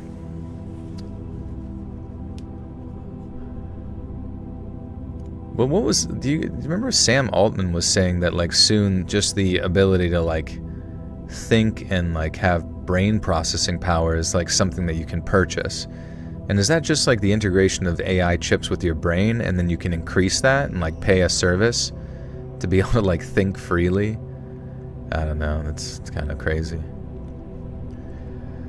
Mike still gets stomach issues sometimes when he eats certain things. Bobby won't even use bug spray anymore because the smell reminds him. And these days, Josh wears sunglasses when the sun's too bright for him. The cops and environmental people get involved. It turns out it was some shady company cutting corners, paying off truckers to dump barrels into the woods. They got caught eventually, but that didn't fix what happened to us, and we never went camping again, and never even discussed it. The 4 of us still hang out, but now it's just barbecues in somebody's backyard or catching a game at a bar. And even today, every time I see a creek or a lake, I get this certain feeling in my chest. We set up camp right next to the whole creek full of liquid death and didn't even... We set up camp right next to the whole creek full of liquid death and didn't even know it, while the decision to stay by the fire might well have saved my life. We survived, but man, we sure as hell learned our lesson. Be careful with water sources when you're out in the trails, especially when it comes to drinking stuff, because no matter how nice and clean it looks, you never really know what's in there, not until it's too late. Oh, man.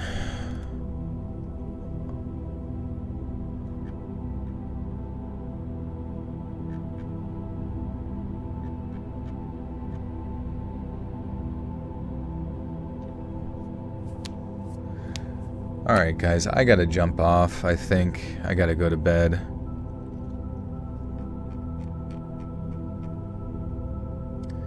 But thank you guys for chilling with me. Appreciate you. I still got one more story to do, but I'll read that tomorrow. But I will get this up and edited over on Patreon. It's only $1 a month over there for early access. I'm tired. But love you guys. Appreciate you. Thanks for having fun, hanging out. I will get it up on YouTube tomorrow, 9 p.m. Eastern Time. And yeah, I'll be back streaming. I guess it's Sunday now. Yeah, I'll be back streaming Wednesday night. But yeah, follow my Instagram at letsread.official to be kept up to date when I go live. Otherwise, guys, I will see you then. Hit that notification bell. Please watch the videos right when they come out. It really helps to boost things. Alright, guys, have a great night or day wherever you are on planet Earth, and I shall see you on the next one. Bye-bye.